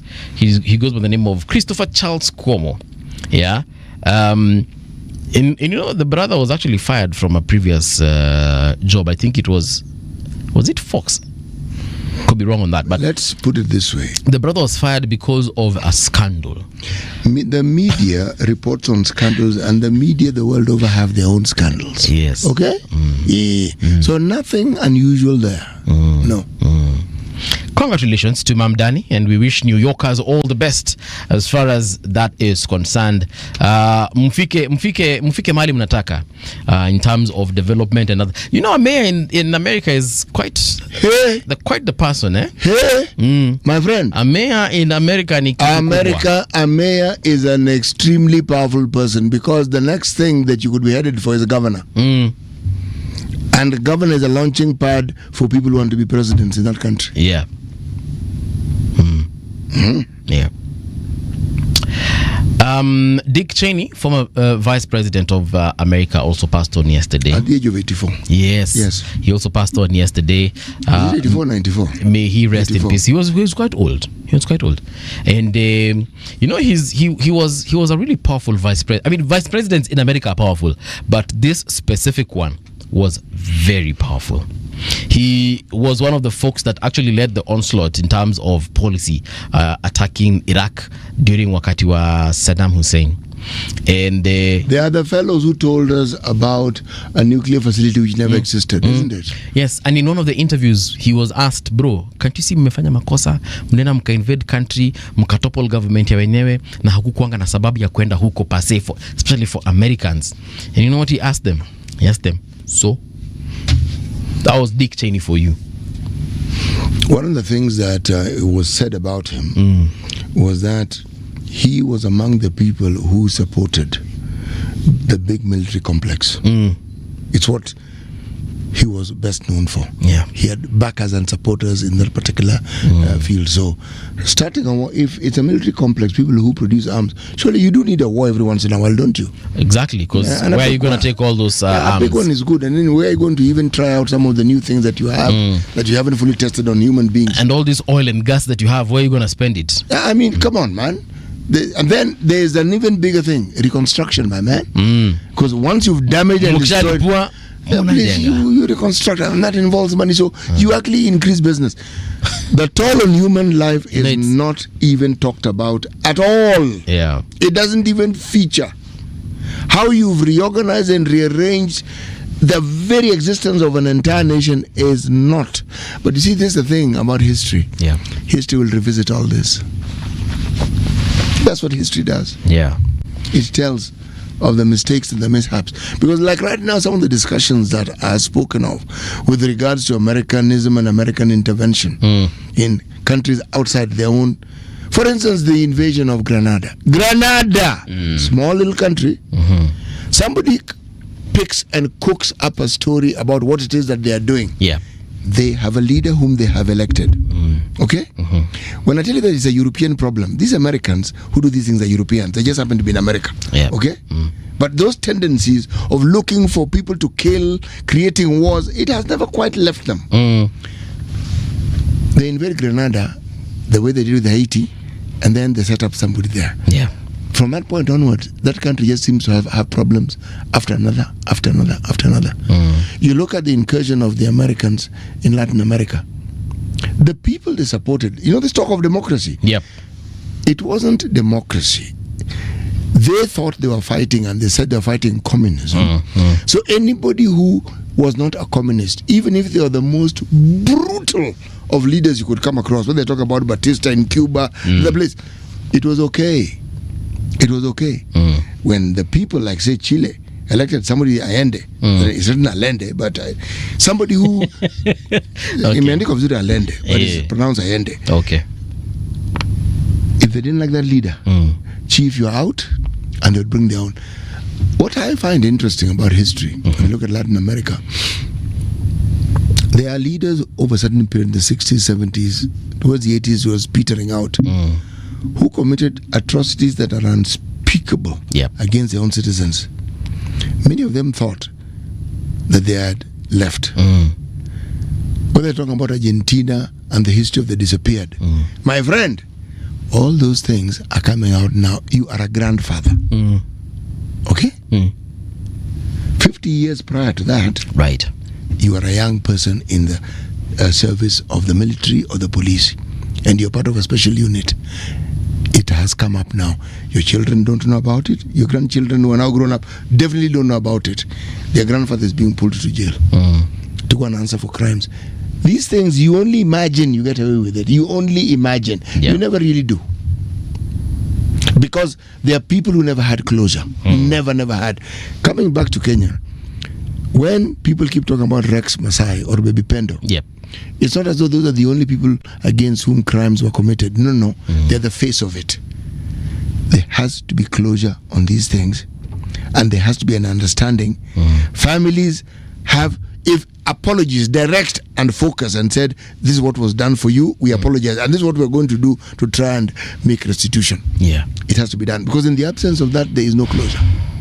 People, the Wagala massacre, reparation, restitution, all these things, that's how a country moves forward. The 2008 internal conflict, again,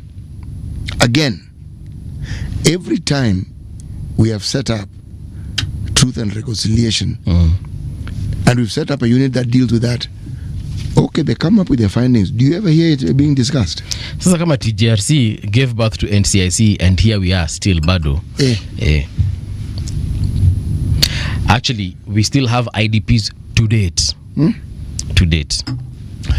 Yet we have politicians in government from successive governments after that. We have politicians who are given millions and millions, to the tune of hundreds of millions, in church donations and empowerment programs and so on and so forth. Yet there's an IDP who's been homeless since 2008. Do you hear of leaders in the political sphere saying, folks, this is a problem we have, and I am suggesting we do this to solve this problem? No. Okay, even if they don't have that, do you hear them even saying, this problem that we have is still unresolved? Can we come up with ways of resolving it? Again, no. So it's like it happens. We want to forget quickly. Actually, no, we shouldn't. We forget, yes. We shouldn't. But there's someone who has been sleeping in the rain since 2008. Paul, we shouldn't, because you'll find people who are displaced even with rain, a deluge and flooding. Another cycle comes and they've never gone back to their homes. Yeah. So now, then what do we do? This is where now the county, I blame politicians, beginning with MCAs. These are your people in your county. What are you doing? Every county gets billions. For heaven's sake. It's not as though there are 10,000 people who have, or 10 million people with that problem. You know the number of people who have those problems. Why can't you think through this and say, this is how we want to go about these problems? Mi ningekuwa MP kwa hiyo area, ningeambia, I would have just told my constituents, guys, we need to sort these people out. So ECDF tuko nayo hapa hivi. Is it possible to sort this thing out? Tafadhali. Niambie tu watu, I know we need ABCD, but this is a problem that has been persisting for the last... We need to sort it out. 2 decades. Can we just sort it out? We deal with it once and for all, then we deal with other development projects come next financial year. Paul, there was an MP in my neck of the woods who did something that resonated with a solution. So a while back, long before we had the 2010 constitution, Nyando constituency, the guy called Engineer Eric Nyamunga. I've heard of Eric Nyamunga. Yes. Martha Karua was Minister for Water. I keep telling this story because this man provided a solution. Nyando is where they have floods. Budalangi Nyando, every single year that field was a flood. Okay? And we cut literally all our trees. There's no tree to even climb when there's a flood. Sasa unaona pia hiyo inasaidia kwa soil erosion. Mulikata hizo miti. Braziko. When you're told it's the Kano Plains, you know why it's called the plains? It is flat. This guy dredged the Nyando. Dredged. The Ministry of Water Ministry has facilities.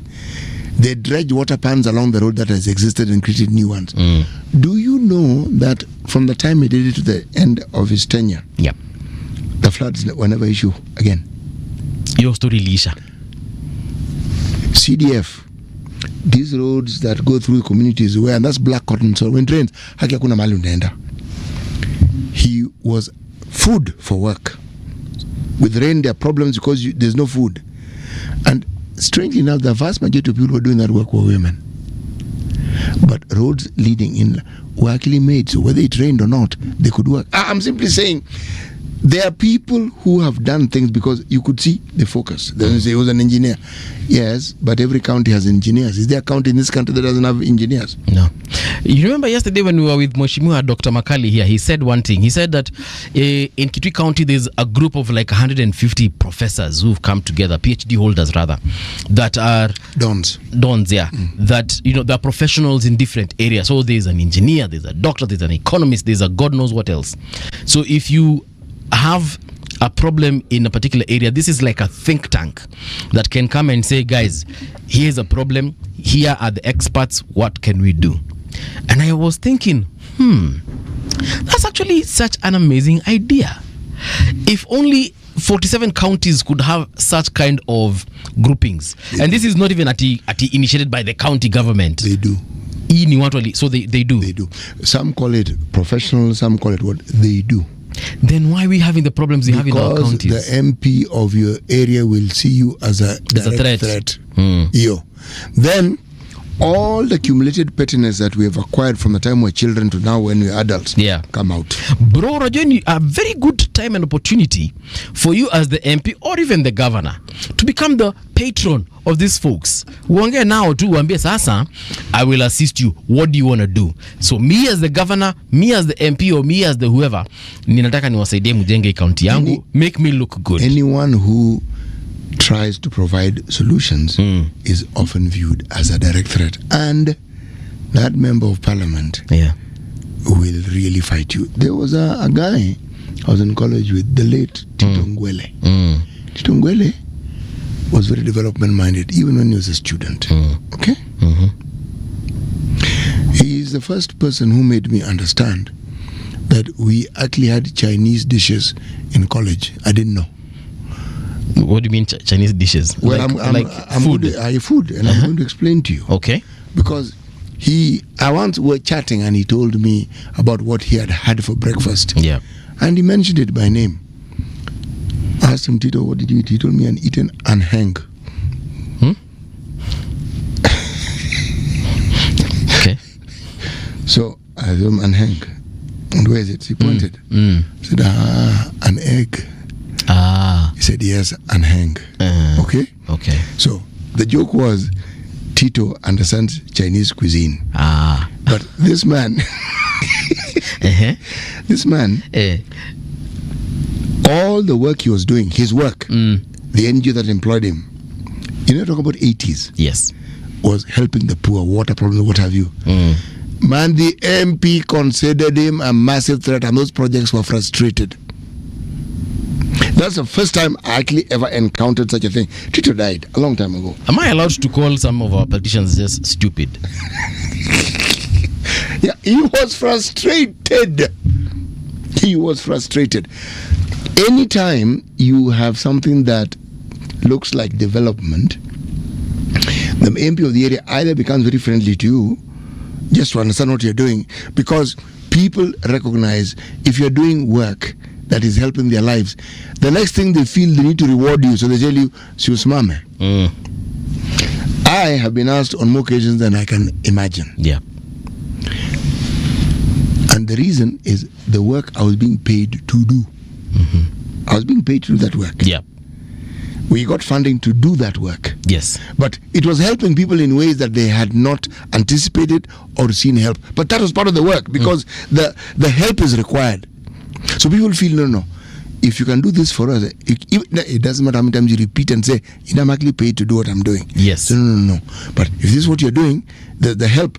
And then you see the next request comes in. Do you employ people? Yes, occasionally we do employ people. Yes.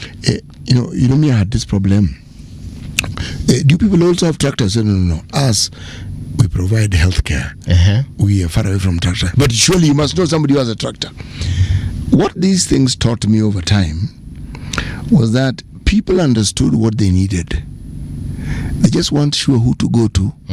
So anybody who showed even the slightest interest in helping them with their lives, they felt this person could also help them solve very many problems. Yes. It is for this reason that very many wannabe politicians do Harambes for schools, do the other, and all these things. It is why I was even approached to be chairman of a local, of the board of management of a local school, which I was for 6 years. I got 2 terms. Yeah. I was asked to do a Fed. I said no. No. 2 is more than enough. Somebody else can come in and bring in new ideas. When people come to you and tell you this, it is for such reasons that I started appreciating CDF. Because CDF would do the things that ordinarily were not being done, and you would see them being done. That's number one. I applauded the coming in of the county government. I thought now we'll see more of these things. We haven't. The first casualty with the coming of the county governments was the revenue collection. Counties that had towns, if you look at the revenue collection within the municipality or the county council, as we speak now in many of these places, the revenue collection is less in the whole county than what that municipality or the county council was collecting. Does that make sense to you? It does. Yes. So I'm simply saying, when you look at some of these things with the critical eye, it isn't as though the solution to the problems is not there or it doesn't exist. The people who are charged with the duty of ensuring that this happen, unfortunately, have other interests and have other focuses, but it isn't helping people. So us saying that our MPs, our governors, our politicians basically can take advantage of these think tanks, you're to sahau. To sahau, you must push, because at the end of this particular road, there are people who need that help. Because huwezi niambia, for example, in these flood prone areas, huwezi niambia hakukuwa na profesa wako wengi mwenye anajua mambo ya hii kitu. Wako wengi in this country. If we're exporting labor, what does that tell you? Yeah. We have this country in terms of professionals. You know. So why can't even things you haven't heard of, we are professionals in those fields. Yeah.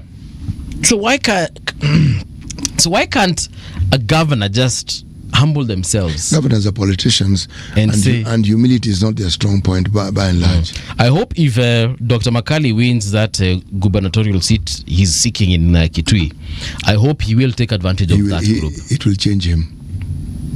The seat. It will change him. The governorship. It will change him.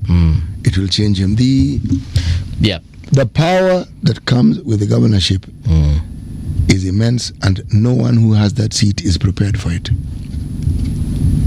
They arrive there and they say, it's like, what?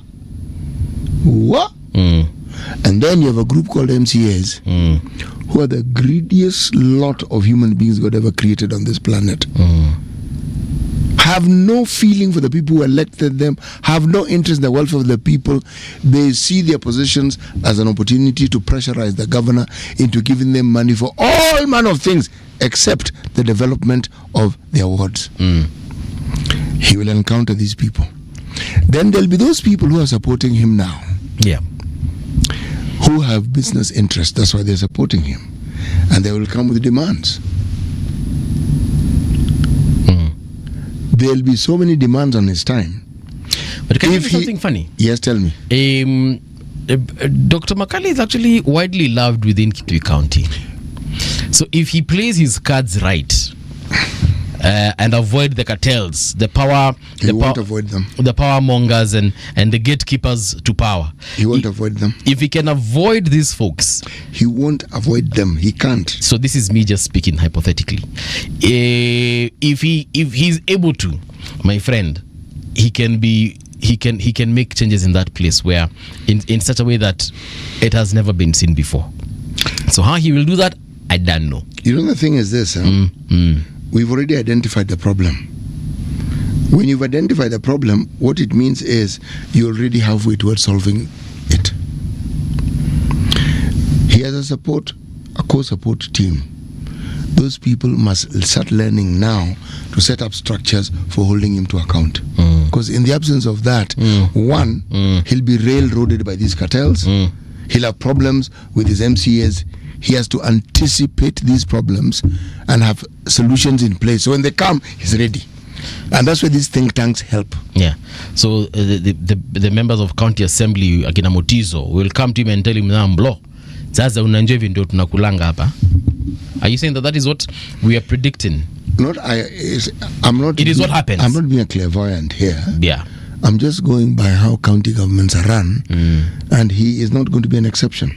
Because if Professor Kivutha Kibwana, if he was able to withstand that, do you know what he went through? 2 terms. Do you know what? No. Do you know what he went through? I remember there's a time he even told President Uhuru at that time, disband this thing. Akasema dissolve kitu bana, turudi tena debe. Precisely.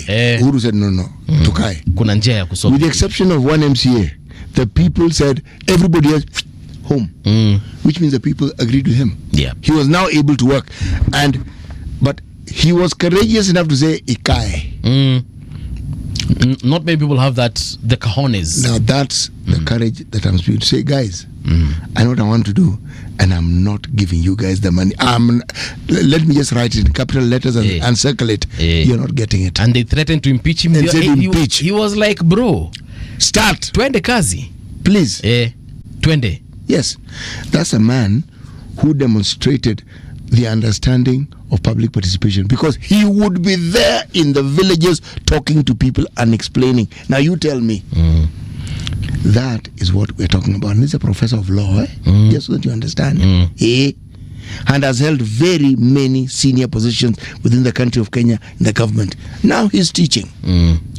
Now, that humility is rare to the point of almost being non-existent. Fortunately, we have him to point a finger at. Yeah. If he doesn't have a support base that he listens to, and whose caution he pays heed to, your friend, he won't go far. He'll just be like every other governor. And that love that people have for him will disappear. Yeah, because people had similar love for Honorable Ngilu. What happened? Bro, iyo mapenzi venye ilipotea within the first year of her term. That was it. I was like, how? Yes. How? Yes. How? When she was Minister for Health and Minister for Water, she did awesome. Precisely. Watu walimupenda. Remember there's a time she was admitted at Kenyatta National Hospital, private wing. Yes. But the point is, she was at Kenyatta. People were like, Kenyatta, he used to, actually, do you know, I actually found out there's a private wing that time. Every provincial hospitals have a private wing. That's the first time I knew Kenyatta has a private wing. Mimi nilikuwa najua Kenyatta ni Kenyatta. Stories of private wing didn't exist. So when Charity Ngilu as the Minister for Health spent, and I think she spent like almost 2 weeks in Hosi being treated at Kenyatta National Hospital, and Kenyans were like, kumbe ninaweza enda hospitali na nitibiwe. That hospital has some of the most qualified health personnel in the country. Oh yes, it does. Because it is attached to the University of Nairobi School of Medicine, College of Health Science. Yes. So, kama ni knowledge tu ambayo iko pale, mingi. And guess what? These same doctors who treat at KNH are the ones who will have shifts at Aga Khan. They will have shifts at Nairobi Hospital. Oh, yes. They'll have shifts at Avenue Mata. Huko kote mnadhaningi ndio kunoma. They are the same doctors who will come and treat you there. Because I have relatives who are medics, they're doctors, nurses, and so on, and they will have their offices at Doctors Plaza at the Nairobi Hospital, but you will find them treating patients at Kenyatta. Yes, you do. And they have another office in Kenyatta. Yes, they do. So when you're rushing to Yes, they do. Nairobi hospital, Some even have another office in Aga Khan. Yes. Same person. Yeah. So when you're running to this big private hospital where you will be charged An arm and a leg. exactly 5,000 for consultation. Yani kuona tu daktari. Hujanunua dawa hata hajakwambia shida iko wapi. Kumuona tu. You can go pay the same 500 bob at Kenyatta National. You get the same doctor. He give you the same diagnosis and treat you more or less the same way. Yep. My brother was admitted at KNH sometime last year, but one, and we took him to the private wing, and the ninis there were awesome. The services there, they were awesome. It is. There are people who are specifically attached there, but when needed, they work elsewhere in the hospital. Yes. See, it's only the ICU area of people who specialize in ICU services. Yeah. Different specialization. Okay. A leader who succeeds doesn't succeed when they are elected. Yeah. They succeed long before they're elected. The structure for what they want to do is in place. It's working. You can see it. Yes. The conversation around what they want to do, and even the people they're likely to work with, should they get elected, you can see. And because this is the same, if it's a think tank, Yeah. the same people will either work with him in the county or will help him vet the people who will work. But the key thing here, holding them to account. Because most of our political leaders in such high offices are not held to account. What do you have are cheerleaders. And you that one. All right. I need to read a few comments here before we switch gears and talk about something different. So, tuanze na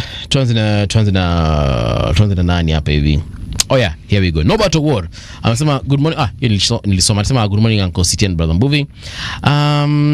Peter Wanjala anasema good morning, tuning in from Tuda in Mombasa. Watu wa Tuda Mombasa, asanteni sana kwa kuja.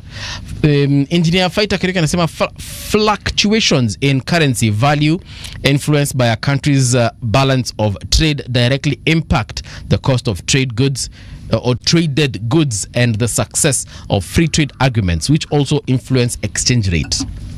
All right. So he goes on to say, Mayor of New York is like a mayor of the world. A lot global organizations are based in the city, Wall Street, United Nations, etc. Very right. Nobody anasema there's a country called Grenada. Actually, nobody, yes. So let me tell you about a few facts about this name Grenada. Grenada can refer to a city in southern Spain or to a country in the Caribbean, and is also a popular Spanish baby name. Yeah, so yes, there is a city in Spain called Granada. There's actually even a football club called Granada playing in should be playing in Spain also. Yeah, I'll confirm that. And then there is that country in the Caribbean called Grenada as well. So nobody war, I hope umekamata hiyo Okwa Simiti nasema salamu kutoka Bungoma. Here we say Mulembeswa. Well, Mulembeswa, how do you respond to Mulembeswa? Do you know city? How you don't? All right. Murembe, you begin the response with Murembe, and then there's a phrase that I do not know of. Yes. All right. So, like I said, Granada FC is a football club, and it is found in wanakuanga wapi hapa hivi. Acha nikwambie. Kwa pande gani bana? Nitakwambia. It's a professional Spanish football club. Yes, it is a football club in the city of Granada in Spain. All right. Switching on to another sad story. This one is coming from Mexico. A mayor in Mexico's western state of Michoacan was shot dead in a plaza in front of dozens of people who gathered for Day of the Dead festivities, authorities have said. Local politicians in Mexico are frequently victims of political and organized crime violence. The mayor of the Uruapan municipality, he goes by the name of Carlos Alberto Manzo Rodriguez, was gunned down on Saturday night in the town's historic center. Now, the reason I've chosen this story is because this specific mayor was very vocal against the cartels. He was vocal against the cartels that are, basically running drugs. The president of Mexico came out and said that, look, because there have been protests in Mexico People are destroying government offices, saying that the government should have protected this particular individual. And I kind of sort of agree with them. Now, if you know the story of Carlos Alberto Manzo Rodriguez, he was a very, he actually led raids against the cartels. Now, there's one very serious cartel in Mexico. It's known as Cartel de la Jalisco Nueva Generación. Only one. No, this is like the major one. This is big. It's a big cartel. In English, it's more or less known as the Jalisco New Generation Cartel. This New Generation Cartel, do you know why it was formed in the beginning?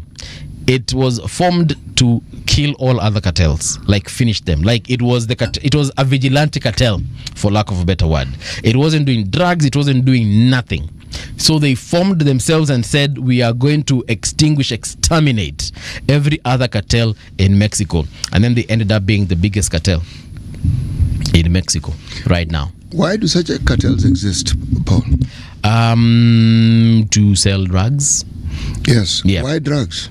Why don't they sell grass? I mean, okay, no, pun intended here. But they also deal in weapons as well. In fact, they deal in anything. They deal in human trafficking. They deal in all manner of things. Why is that so? And they also hired guns and assassins. If you need someone taken care of, you go to Jalisco de la Cartel Nueva Generación.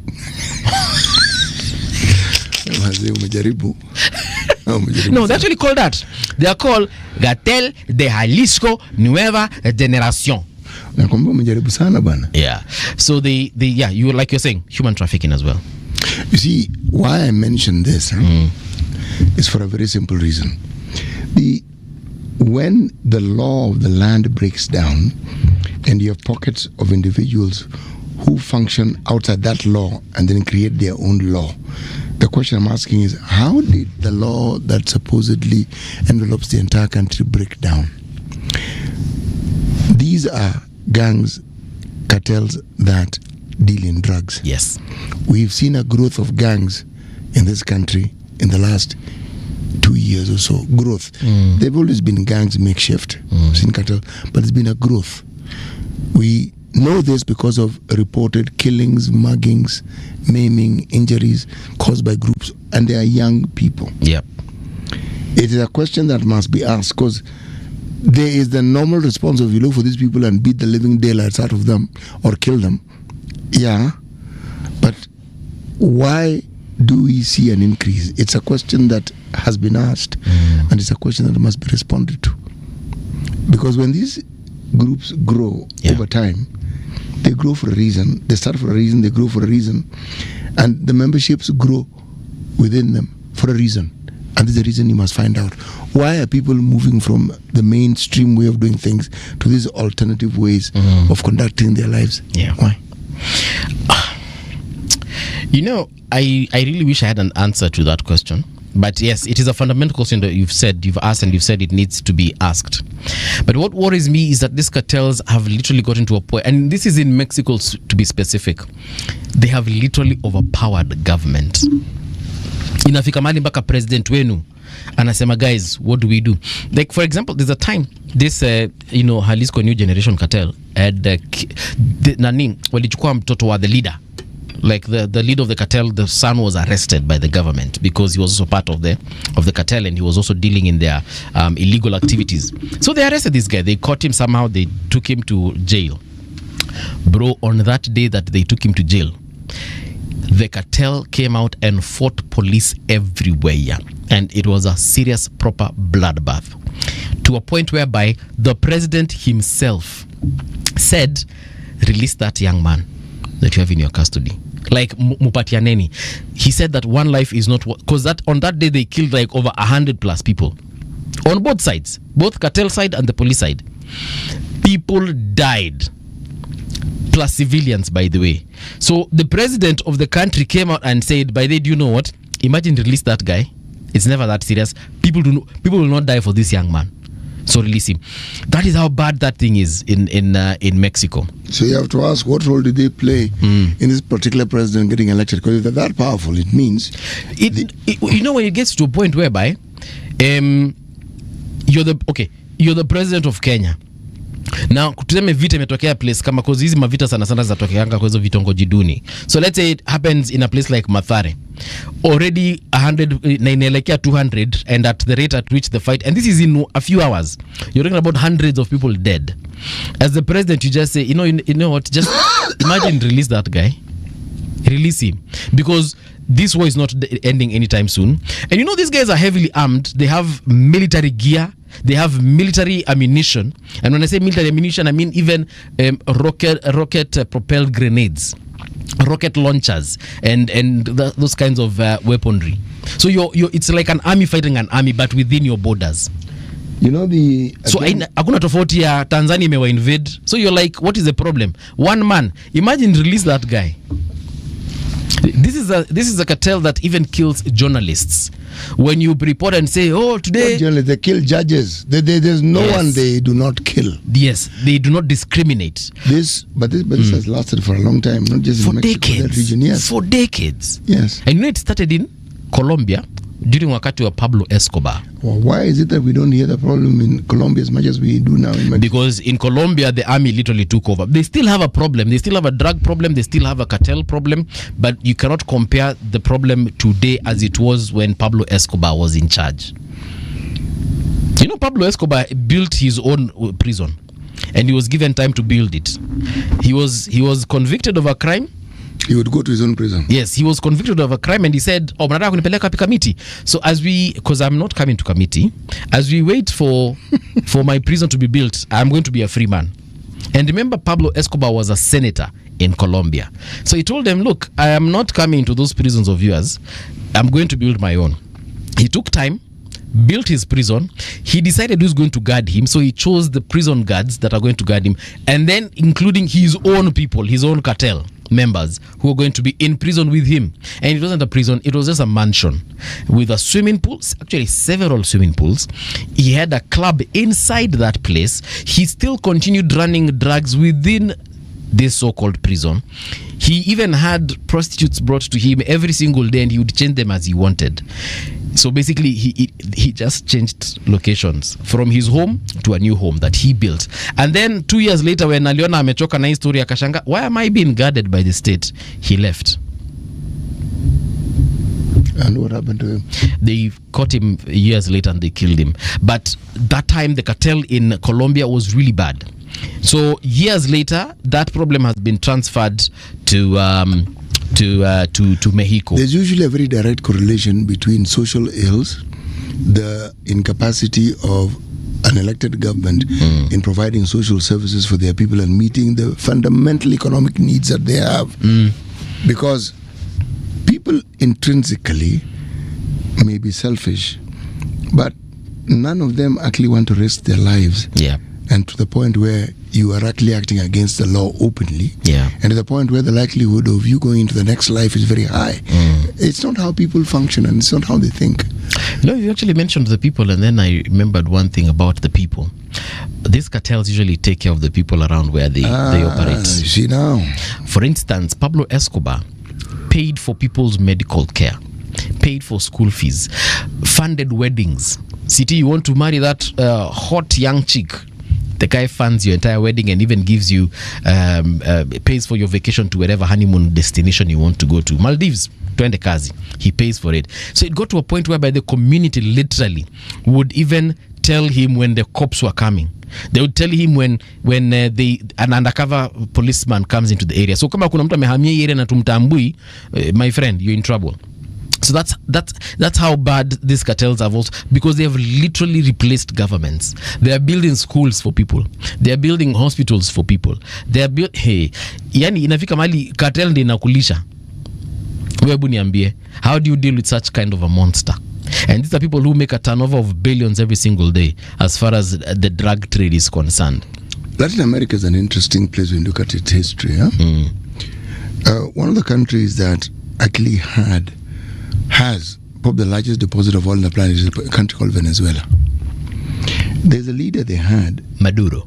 Yes. I think he's still the president. He's quite dead. Okay. He's quite dead. Hugo Chavez, okay, is the one who started this thing. Then Maduro came later. Okay.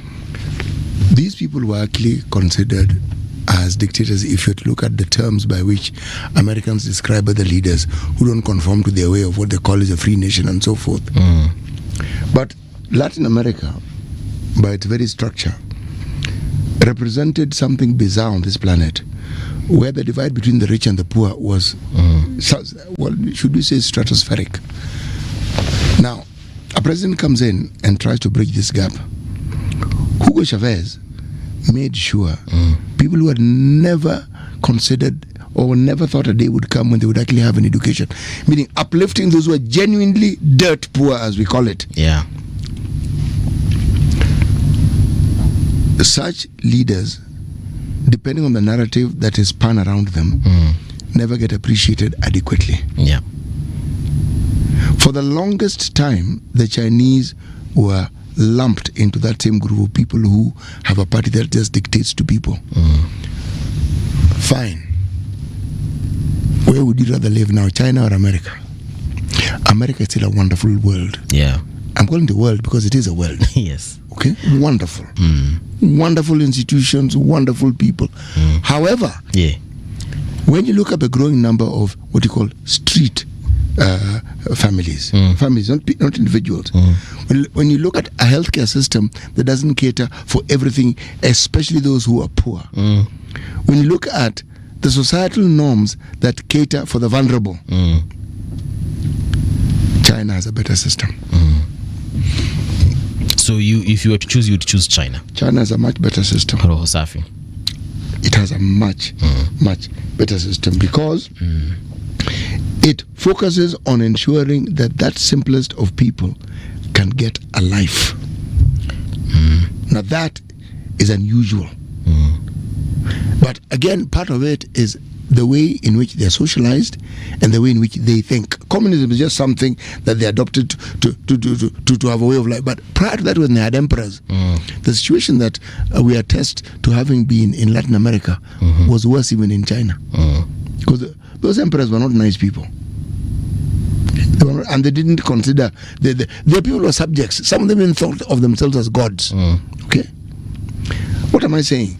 You judge a system by the simplest and the most vulnerable. That's how you judge them. How do they look after these people? So your greatness becomes when we'll get to a point where it is nothing. When these individuals are treated as subhuman, then all that greatness now goes up in smoke. And wonder, if you can't take care of these people, then what is this greatness for? What is the purpose of having the richest people on the planet when you have some of the poorest people on the planet as well? How does that make sense? Yeah. You mentioned Maduro. I remembered something, but then Maduro is still the president of Hugo Chavez is the one who died. Yeah, so Maduro is still the president of Venezuela. Currently, Trump is touting them to a war, but they are saying that it is highly unlikely that America will go to war with Venezuela. But why would they want? You see, the thing is this, every time you find somebody using diversionary tactics, Trump says so many things. He directs so many issues. Right. At any given time, you're not even sure which is what.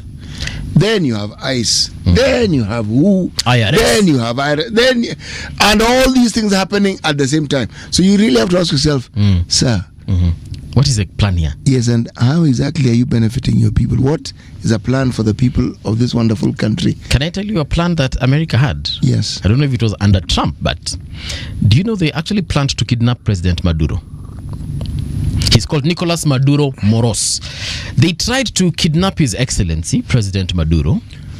And you know how they tried it? They spoke to his pilot, the guy who frequently flies him, and they offered him money, they offered him asylum, they offered him everything that America can offer you. Why go into all that problem if this guy is as bad as you say? So the only thing they asked this pilot to do, because the pilot came out and said, because he gathered this evidence for a period of some couple of months, because they reached out to him, they sent the operatives they usually send, the spies and so on and so forth. And then now they told him, bro, there's something we want from you. We want you to kidnap your president. You just land him in a friendly nation, and then America will do the rest. Huyu jamaa kakaa, sijui kama alikuwa anakaa afikirie hii story, but he didn't do it. So eventually he came out in the media and said, look, these buggers called US, they told me to kidnap my president, and I told them no to their face. It wasn't going to happen. But they've done that before. They have tried kidnapping presidents, not just this they one. They have succeeded. The guy called Noriega from Panama. They went into the country, picked him up and took him to the States, just so that you understand. Yes. Again, he was accused of dealing in drugs, but this was a man who had been there darling at some place. It's the thing I find strange. Yes. When you talk about the government and the structure of leadership, they are a cartel. Because these fellows don't make very good friends. Right. The use and dumb philosophy is something that you can actually attach to them. Yeah. People who are their friends at some point, when they turn enemy, suddenly my friend is like, you never had any friends, and they don't really care. Okay? Noriega was their friend.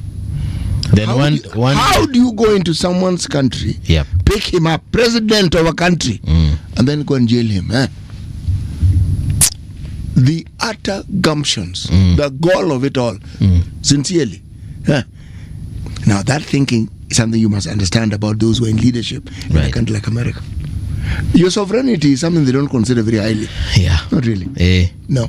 It is something that they can change at any one point when they deem fit. Yep. All right. Here's the news with Winnie Maganga. Radio generation, the sound is fine. Pump it up, turn it high all the time. Let the music move you, let's sway. Radio G's got your jam all day. Radio Generation, the home of urban soul.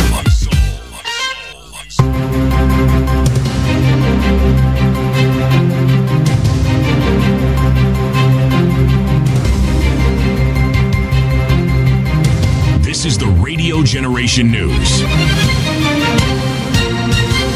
Good morning, I'm Winnie Maganga. The IBC says it is confident of registering 6.8 million voters before the 2027 elections despite a slow start.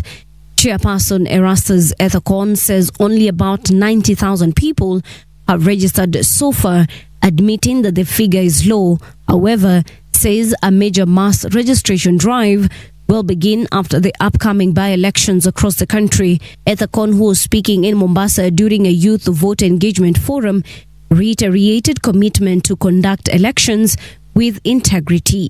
And honestly, it is impossible for anyone to rig any election in this country. The systems are there, the checks and balances are there, the accountability points are there, we have observers, we have our technological system for voter identification, and of course the result transmission system, which is very robust. And therefore, when you hear some of these comments attributed to some politicians outside there that, you know, they will rig, they will ensure the staff, the ballot boxes, they will do that, I would treat that as something that's, of course, not acceptable, irresponsible.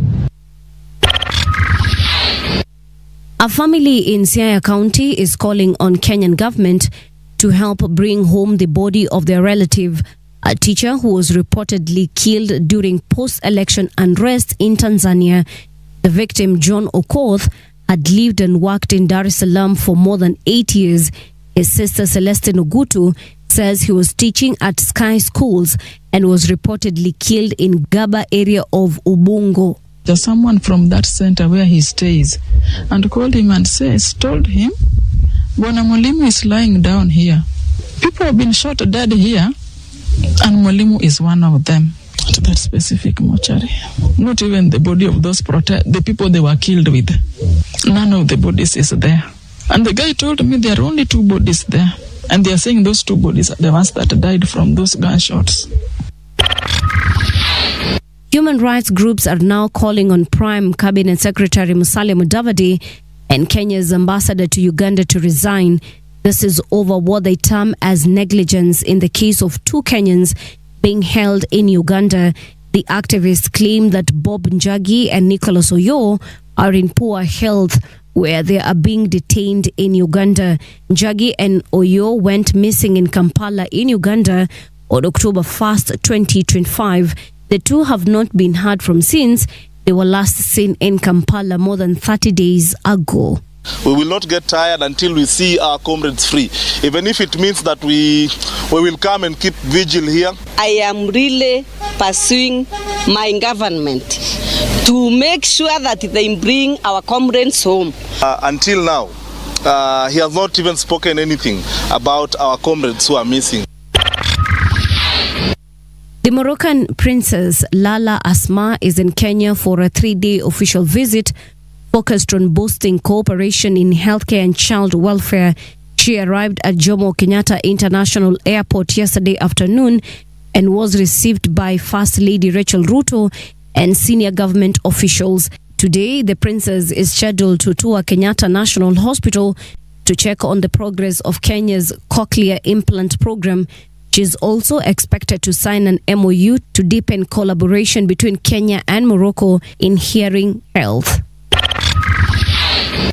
Zohran Mamdani will be the next mayor of New York City, becoming the first Muslim and person of South Asian descent, as well as the youngest in over a century to hold the position. The 34-year-old Ugandan-born Democratic Socialist defeated former New York Governor Andrew Cuomo, who ran as an independent, and Republican Curtis Silwa in Tuesday's election. Some of Mamdani's main campaign promises include making the city's buses fare-free, freezing stabilized rents, providing universal childcare, and increasing the minimum wage by 2030. And that's the truth on Radio Generation. Good morning, I'm Winnie Maganga.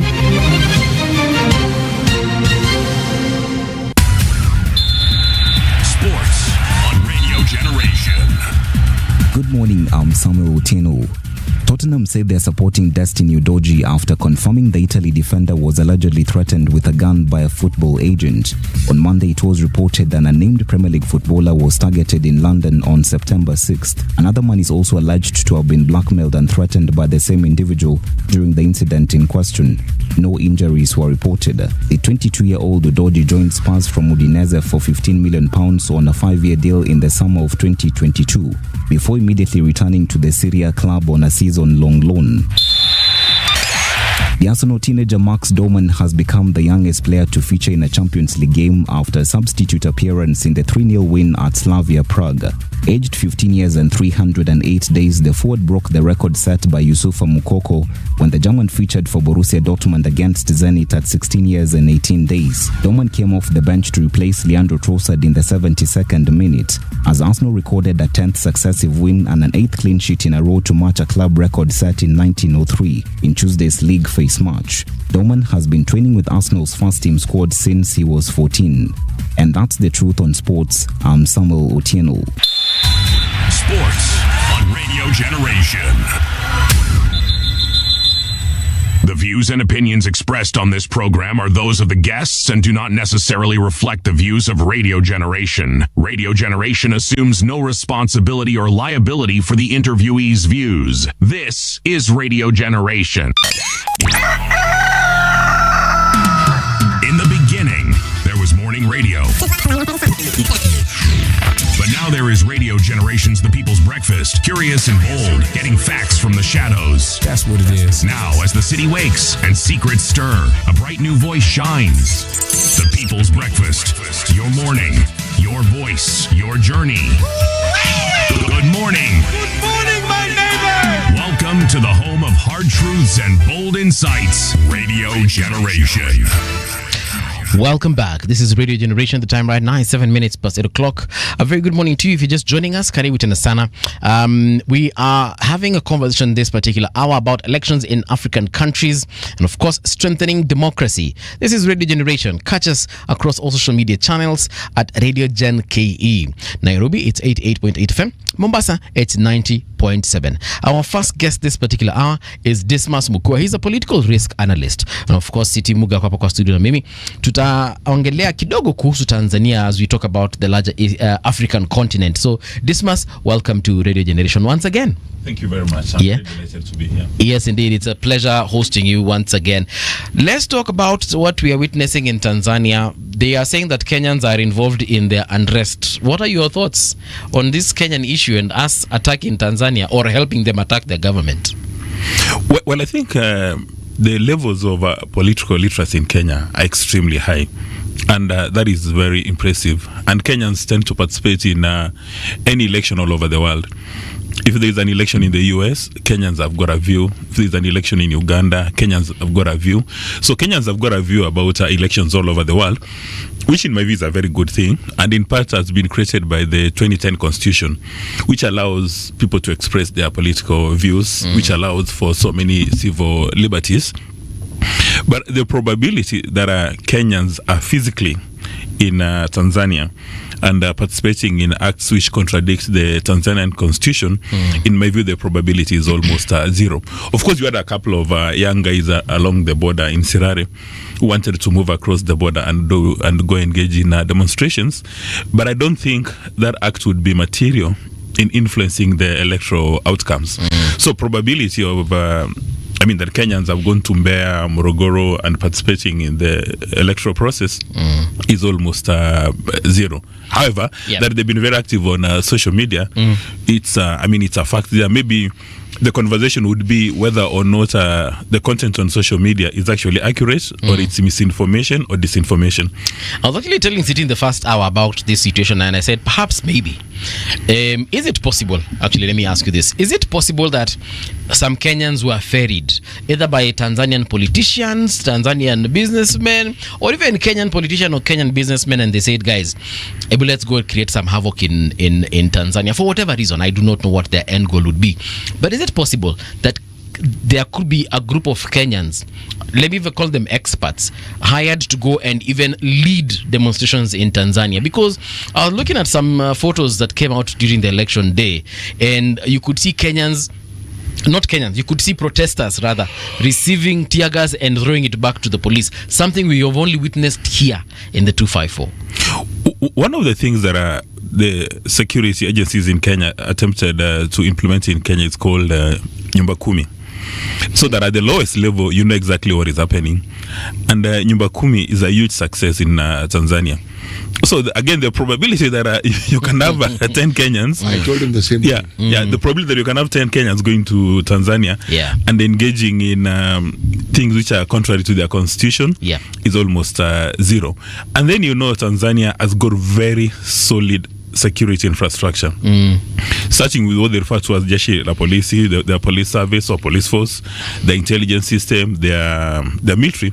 They are very, very solid. So they would pick a foreigner, even by just looking at you and your accent, they will tell that you're speaking your Kiswahili, but Tanzania. Yeah, so that probability that does not exist. And then also the other item is, the people who may move to those places are the ones who share the border. Like, for instance, maybe you have laws in Kenya, laws in Tanzania, you have Maasais, you have all those people. You have Kurias. Yeah, Kurias. But still their accents, because a Maasai man in Kenya and a Maasai man in Tanzania, they would speak Swahili, and you would tell, even if you don't understand the language. Yeah. For instance, Lowassa, I understand he was a Maasai man, the later Lowassa.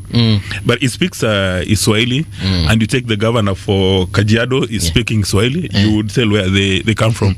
So probability of Kenyans physically engaging in demonstrations in Tanzania, or indeed any other country in the world, probability is zero. Okay, so no mercenaries were exported rather to TZ.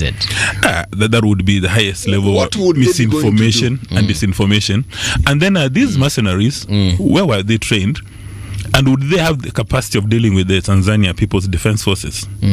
Given the fact that Nyumba Kumi goes to the grassroots. So as soon as you walk in, people will tell. There are people who've gone for meetings in Tanzania. You go a big delegation, maybe you're attending a meeting, maybe you're 20 in a hotel. And then a few moments later, the immigration folks will come and have a word with you. And they say they want to be sure that you are comfortable, you're enjoying your peace. But they want to check the situation. And it does exist, even here in Kenya, any foreigner coming to Kenya, provided you've got a passport, all hotels in Kenya are required to indicate where you are going to. So it's something which has been applied globally, in an attempt to fight terrorism and these trafficking. All those kind of things. I mean, for instance, would you imagine that you'd have 100 people from a foreign country coming to Kenya during our elections and causing chaos, and say they're putting up in say Hurlingham and Milimani, and the local security agencies have no idea? That will not happen. Okay, so basically, so why then would the president of Tanzania, President Samia, say that she will deal with how Jirani? And I know she wasn't talking about Ugandans. But why do you think that when she says Jirani, she means Kenya? Maybe she was. Are you guilty? No. We have been guilty in the past.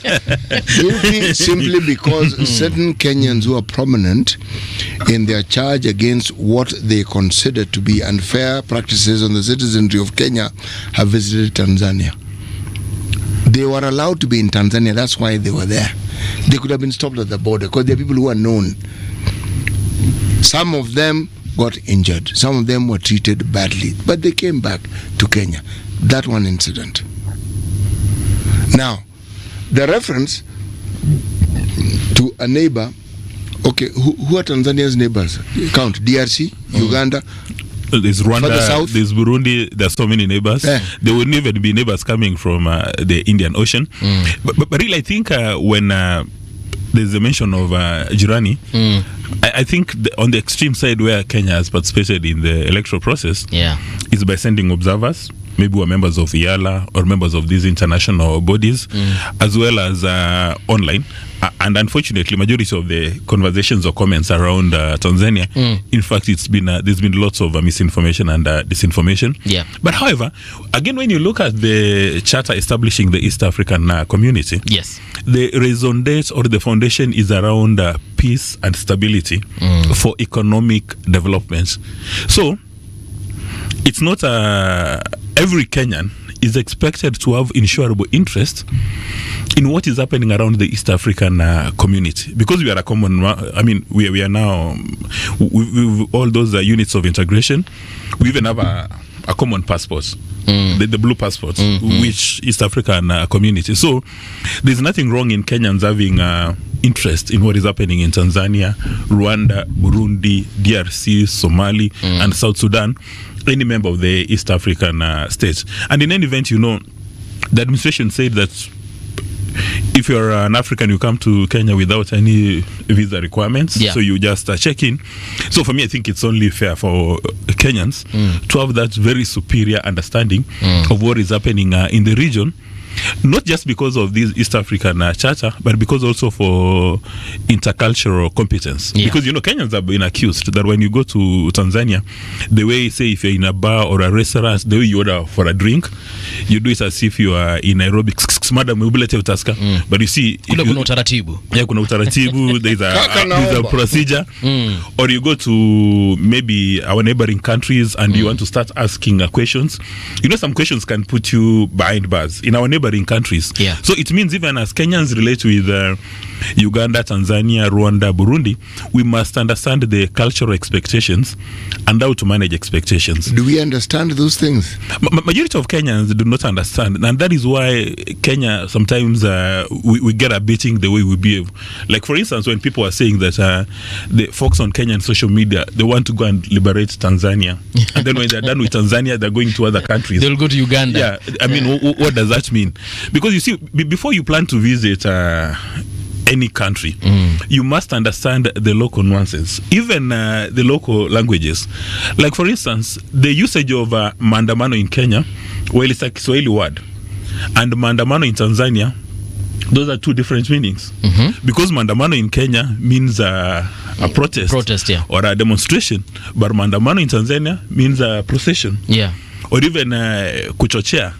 Kuchochea in Kenya means a bad thing, but in Tanzania, I mean the Tanzanian Kiswahili, kuchochea is actually a good thing. Or even I've seen a number of our people going to. I'm being very careful with this cultural competence, not to name names. Okay. But you see Kenyan men going to other countries where they are tall, dark, beautiful ladies, and they engage in relationship, not knowing that if you're a married man in Kenya, you go to the neighboring country and have an affair with a lady, you make her believe that you are single while in fact you are married. It's a criminal offense. You'll find yourself being deported. So with Google or other applications, if you're planning to go and visit Rwanda or Burundi or Tanzania, understand the local expectations, the local nuances. Even in Kenya, when people wakimaliza mkutano jioni wanasema tupigane, it doesn't mean that they are going to call you. They're just telling you that meeting imeisha. It was nice doing business. So for a foreigner who comes to Kenya at the end of the meeting tupigane, the following day they may actually expect a call, and the call doesn't come through. Another kulizana. So you said you called. You said you call. What happened? Yeah. So for me, I think it's important for us to understand those things, and not just for the East African. Globally. Like initially, you're having conversations about. Latin America, what happens to Latin America. If you're going to a country where there are drug laws and all those kind of things, you need to know that who is king in this part of the world. Because you cannot kifua mbele, then your kifua may stop a bullet. Yeah. True. There are actually some places in the States, specific cities where you wear red, you belong to a rival gang, and you can be shot without question. You wear blue, you could be shot because you're in a red zone. Or you wear red in a blue zone, it's a problem. So yeah. And also that becomes very dangerous because most African countries get second-hand clothes from these parts of the world. Yeah. So you may buy a nice T-shirt, a nice shirt with some logo, with something. A gang sign. Yeah, and you have no idea. In fact, I'm reminded of at some stage, a gentleman bought a nice jacket, but it was a uniform for a funeral home in the UK. But it was a nice jacket, top of the range, high quality. Yes. But he wore it. He was very proud with the jacket. But little did he know that it was the leaf funeral of that country. Okay. But for him it was official wear. Yeah. So it's important to understand those dynamics. Okay. Okay, that's funny, but also not funny. So when the president of Tanzania says what she said, so and our country, our government so far. I've not heard anything. Maybe they've put up a statement between that time and now, but I haven't heard anything from our government. And the government has been very silent on other issues as well. For example, we have Oyo and Njagi missing in Uganda. They haven't said anything about it. Why do you think does it mean that they're probably working behind the scenes, or they just don't care? Well, in my understanding, Kenya's High Commissioner to Uganda, Mr. Joash Mangi, I saw that he met with a senior minister of rank in Uganda, addressing the issue of the two Kenyans who are said to be in Uganda. And I also saw that the PS for Foreign Affairs, Korir Sing'oei, saying that the matter is being sorted out, a position which was embraced by PC Musalia Mudavadi, that the issue is actually being addressed at a state to state level, and that the issue is being addressed. And my understanding of diplomatic communications, if a state does not address another state directly, or if the persons are not mentioned adversely, then in my view, it may be imprudent for the Kenyan state to respond to a statement made by another head of state, which is not directed to Kenya. Okay. Because if you're talking about Jirani, and Tanzania has got, I don't know, Jirani kadha. Yeah, 10 Jiranis, then it means that every head of state is going to respond to that, starting from Kenya, Uganda, DRC. Rwanda, Burundi, then you have Zambia, then you have Mozambique. All of them are responding. So, for me, in my view, is that if at any stage the lives and properties of Kenyans in Tanzania, or indeed in any other parts of the world, are affected, that is when the state should respond. But if the statement has not been directed to the authorities, then for me, there's no need even to start responding, because then it would mean the guilty are always running. But however, if you have Kenyans in Tanzania who feel like maybe because of those statements, then they're going to be uncomfortable, then it may be useful for them to go to the Kenyan High Commission, or visit the High Commissioner in Tanzania and register their interest. But in any event, we are tied. I mean, the bonds are so strong that even such kind of statements will not make people to be worried. I mean, I think our border is about 956 kilometers with Tanzania. So that is very long. So I doubt whether those statements are directed at Kenya or indeed they'll affect Kenyans' interests. But in the unlikely event that they do, then you've got the high commissioners to deal with that. So let me just read again what President Samia said. Sikushtuka kuona kuna watu waliotoka nchi jirani na kuanza vita humu nchini mwetu. Nitawatafuta kila mmoja wenu na mtajua mimi ndiye amiri jeshi kuu na simba jike. So basically she's the lioness and the chief of wanatoka CIC commander in chief, yes.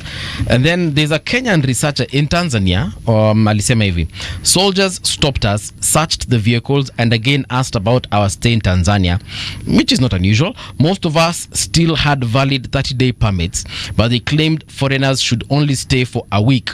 They made us sleep on the tarmac, cocked their guns and pointed them at some of us. It was terrifying. So these are Kenyans. I have maybe other Ugandans will come out and speak. People from DRC also will say something about that. I don't know. But from the news stories we are watching also on TV and on YouTube, it looks like Kenyans are the ones being targeted in this situation. You know, why do you say Kenyans are being targeted? Because they are the ones speaking out. I have not seen it's a Kenyan newspaper. I have not seen a yeah, I mean, if they had written about it, Ugandan here would read about it, but they haven't. Maybe it's in the Ugandan monitor. The word that I am actually asking about is the word targeted. Because when you say targeted, it means that anybody who's a Kenyan in that country, in essence, is in danger. Is a target. Yes. Let me read that again by this Kenyan researcher. Soldiers stopped us, searched the vehicles, so there were multiple vehicles here, and again asked about our stay in Tanzania. Most of us still had valid 30-day permits, but they claimed foreigners, so they didn't necessarily say Kenyans, should only stay for a week. They made us sleep on the tarmac, cocked their guns, and pointed them at some of us.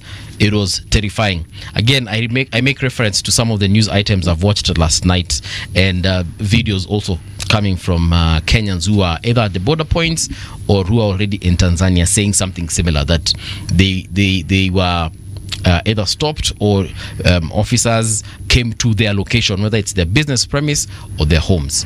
Well, if the Tanzania authorities are doing a search and they come across foreigners, and they ask the foreigners to identify themselves and indicate the purpose of their mission in Tanzania, for me I see nothing wrong, because the president has given orders and she suspects that there would be mischievous elements.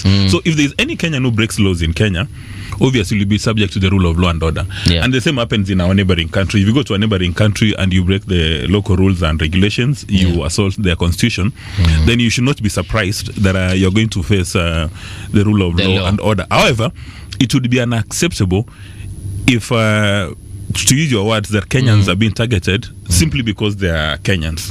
Then that would be against ESC, and then one would expect that the Kenyan authorities would take up the position. But I would imagine the obtaining situation in Tanzania today is that if you're said to be a foreigner, it doesn't matter where you're coming from, then the local security agencies would be interested in establishing your interest in Tanzania at that point in time. But if you've got everything is solid, I don't think there's any cause for alarm. And then, as I'm saying, some of the stories which are coming from Tanzania, I mean, especially around the targeting of foreigners, could be exaggerated, because some Kenyans have got a way of telling stories and yanaongeza chumvi kidogo.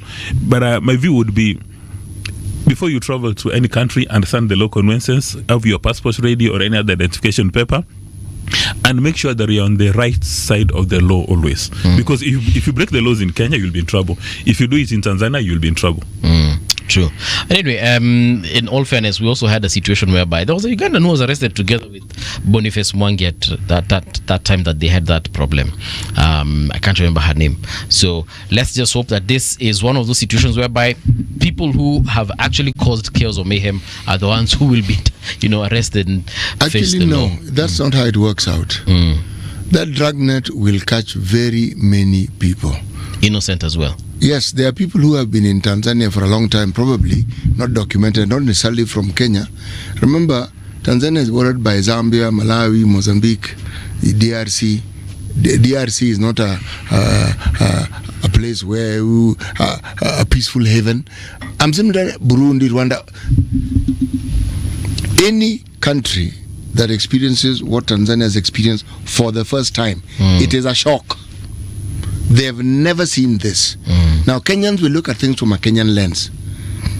And our Kenyan lens, if you apply it to other countries in East Africa, we are considered some of the rudest people you can ever come across. The way we speak, the way we judge people, our utterances. When we're talking among ourselves, we understand and it is fine. When you export it, it is not acceptable. Now, if you did not anticipate, okay, let me roll this back. The Kenyan lens that we have, when you talk of a president of a country, of an election, we look at how we conduct our elections and the people who vie and everything that goes along with it. All right? Tanzania is not like us at all. Tanzania has the equivalent of KANU that has been ruling from the time of independence. It wasn't always CCM. There was the equivalent of KANU called Tanganyika National TANU and Afro-Shirazi Party from that came together to form CCM. Okay? Now, since then, they have been, it was more or less built along the same lines as what you see the Chinese Communist Party. Same lines. So the president is the face of the party now.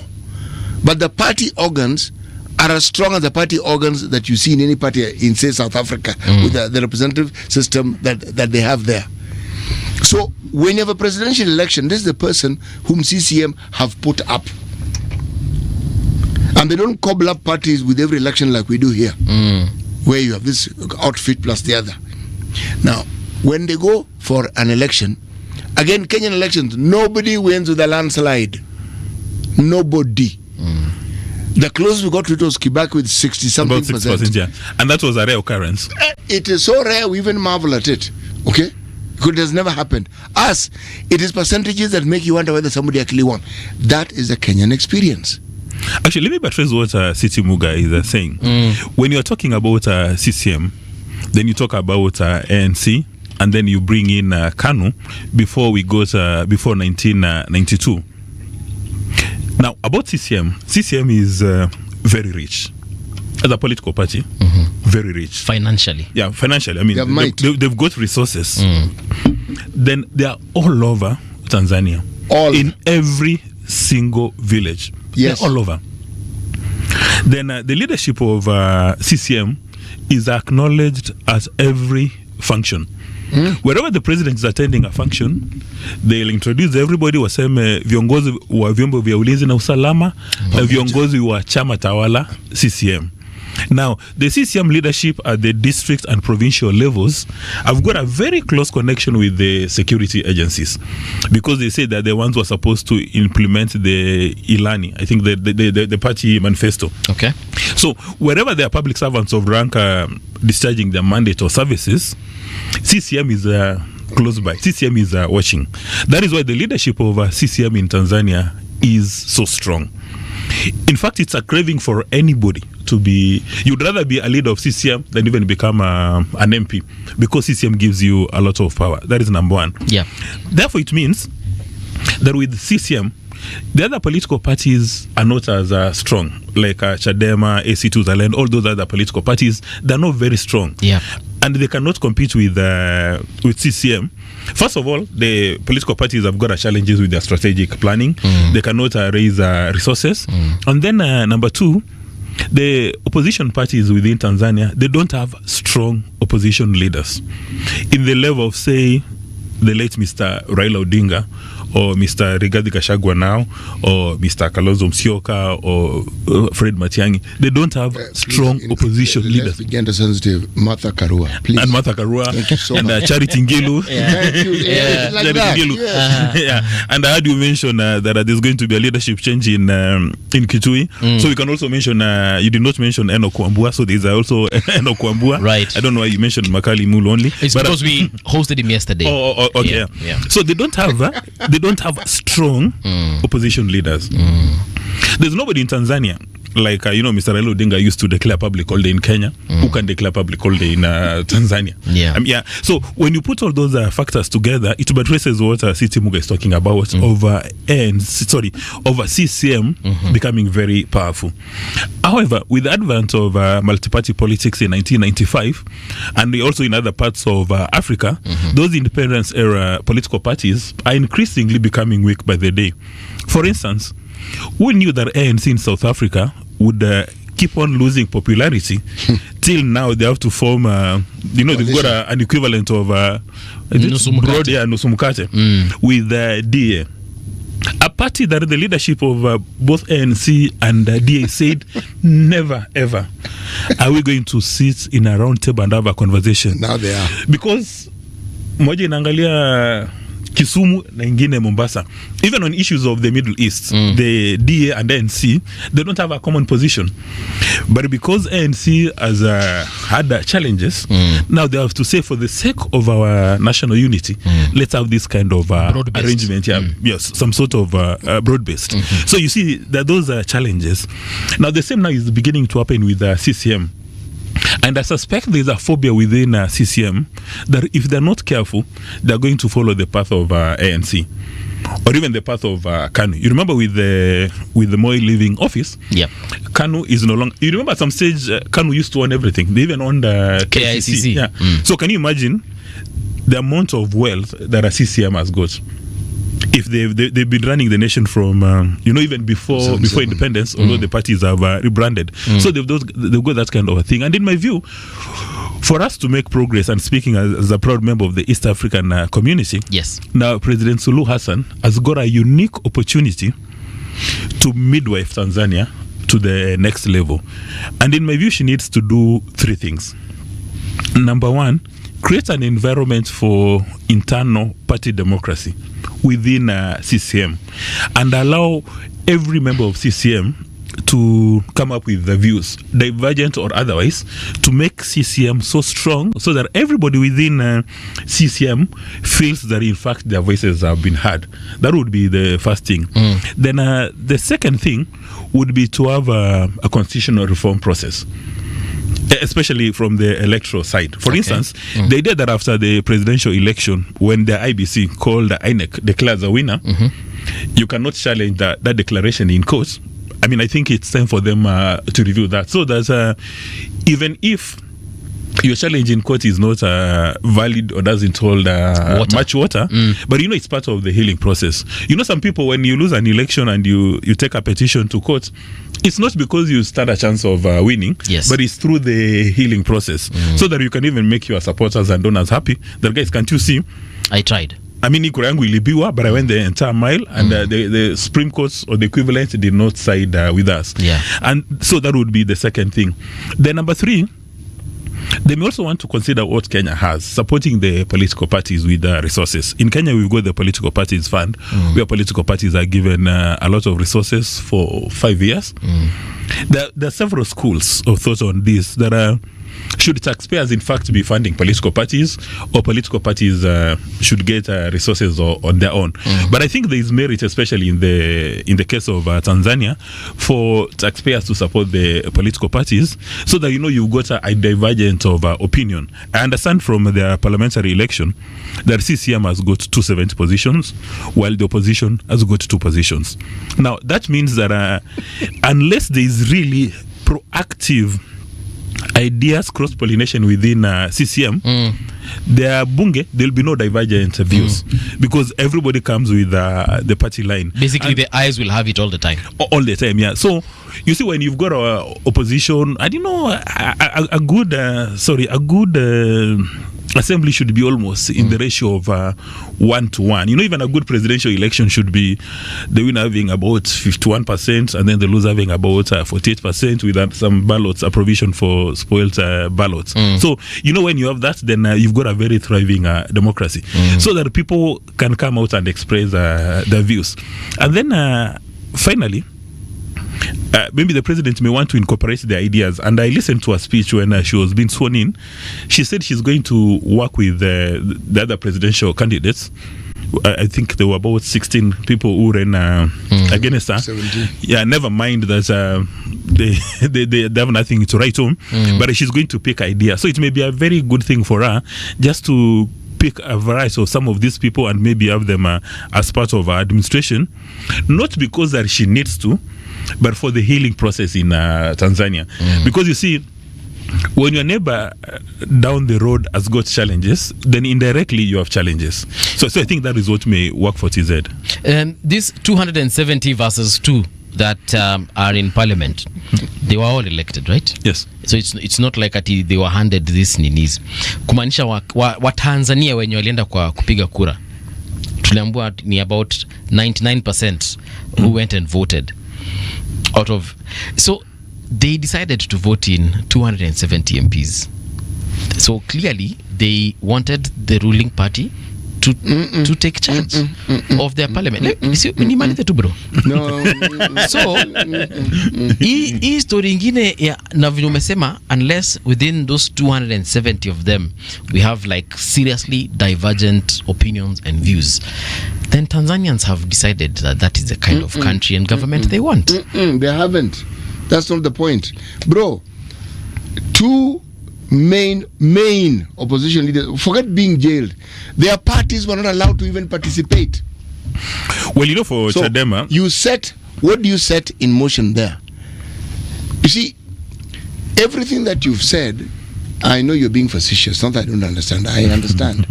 I was just saying because I was thinking, if the main opposition, let me take a few steps back. The person who started Chadema was Lowassa. Lowassa had been a prime minister, okay? Under Kikwete. Before then, when Tanzania helped invade Uganda to remove Idi Amin, he was in the army at that particular time. Lowassa had been in CCM from 1977. For 2 years, he left from Chadema, but he went back to CCM. He was known. When he stood for the presidency, he got a good chunk. In fact, he was considered a serious threat. He got a very, very good chunk. It was around 36% of the votes. He went back to CCM. Okay? Chadema remained. Tundu Lissu got 13% of the votes when he stood. This jailing would not make Tundu Lissu less popular. It would make him more popular. Okay? Now, if you got 13% in the previous election, the likelihood of him getting more votes if he stood again was higher. Whenever a leader of the opposition is jailed, the public begins to ask questions that ordinarily they would not ask. What was the threat? Is there a likelihood that this person could have won? All these things happen. If we take our own example, Raila Odinga was jailed so many times, put in detention so many times. Now, how did it play out in the later years?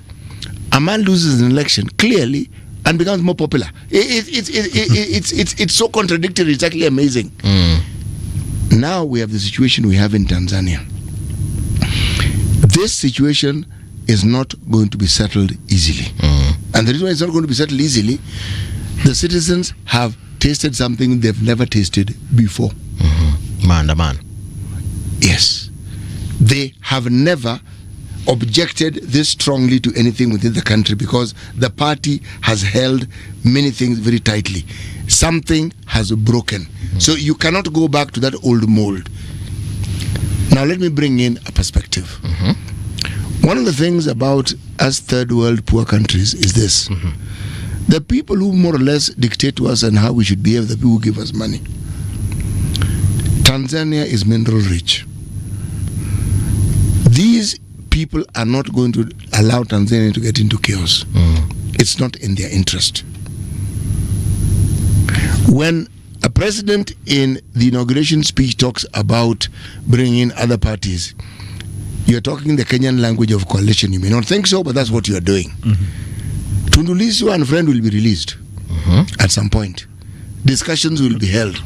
How Tanzania will go about their business is a different matter. But that transition, that process is going to be managed, and there'll be input from other people other than the Tanzanian leadership and CCM. That is the view I wanted to express. And then also coupled with that, when you look at Chadema, Tundu Lissu, their leader, had said no reform, no election. Yeah. But the leadership of Tanzania as well as the CCM said we are going to have an election. An election will take place. So whether or not Tundu Lissu had been arrested or not, is a political party had said they were not going to take part in election. And then the other political party which came in now was the ACT, which again doesn't have the gravitas. So really whether or not they were on board. But Nikulize Ndugu, if they had no gravitas, then why jail them? No, I'm talking about now ACT. Yeah, and I wanted to address the point you raised. Yeah. That when you're going to participate in an election, it's not just on the material day. It's actually the 5 years before the elections, whether or not this political party has got resources to go through the country to do their campaigns, whether they can hold political rallies, whether they can hold meetings, whether they can have fundraisers, so that they can effectively participate in an election. And then there are also people, depending on the levels of literacy, who vote under duration. Under duress. For the longest time, people voted for KANU because it was Baba na Mama. And you are born knowing that the only party you're going to vote for is KANU. So it almost becomes a mechanical process that you have to vote for KANU. But in my view, for us to make progress, is the leadership in Tanzania now needs to embrace the thinking and identify with the aspirations of majority of people. And the biggest block would be CCM. Yeah. It's the CCM leadership which needs to take the decision that it's time for them to catalyze, actually not catalyze, for them to influence the reforms, so that their constitution is sensitive to the needs, interests and aspirations of the entire nation. Because as City has indicated, people have now realized that in fact they can do demonstrations and their voices are going to be heard. So one senses that there is a latent fury. Yeah. There's a part of the nation which is very furious, but they've bottled their fury. So to avoid a recurrence, then it may be prudent for the leadership to have an elaborate conversation and review the constitution. Yeah. Like for instance, the 2010 constitution, first of all, it became because of amending section 2A. And then we had the 2010 constitution, which took a very big view and captured the interests and aspirations of all Kenyans. Like for instance, one of the key provisions, you may recall that President Kibaki was sworn in very late in the evening. The night, yeah. Yeah, but that incident, people said, wait a minute, Kenya, we are an anchor state in this part of the world. How do you swear in a president at night when you're supposed to be enjoying there used to be a program called Sundowner on KBC. So when you're supposed to be enjoying Sundowner, that is when the president is sworn in a hurry. It was like a bolt moment. Yes. We said bolt, saw him in a hurry. Our Jiranis were not invited for the function, or even if they were invited, they couldn't make it. That is why now you have a very elaborate assumption of office acts. That a result is declared today.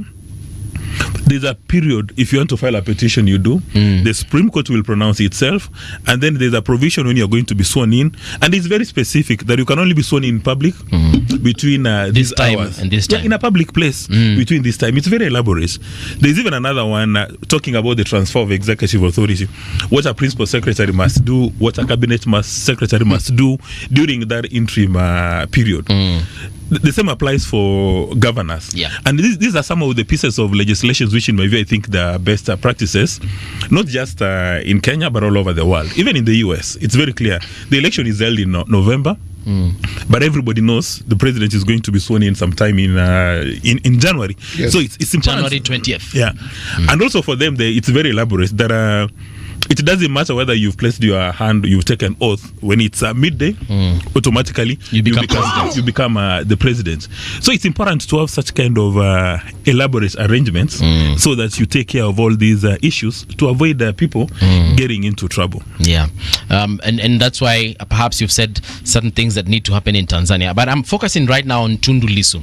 Do you think that if elections, for some strange reason, were to be held today again, let's say people say, you know what, let's get back to the ballot, do you think they would vote in President Samia again?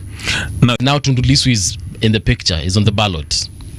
You see, she would still win. CCM, Chama cha Mapinduzi, is bigger than Tundu Lissu. Any other, yeah. It's bigger than Jakaya Kikwete, bigger than Mkapa, bigger than any leadership.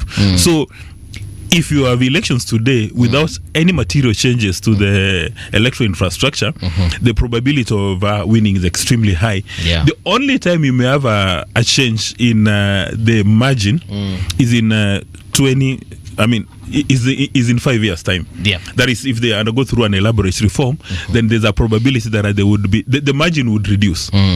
Obviously, it will reduce from 98 to a certain level, but still, one can easily bet that during the next election, the CCM candidate is going to win again. Okay. Yeah. Even after this drama we've seen. Yes.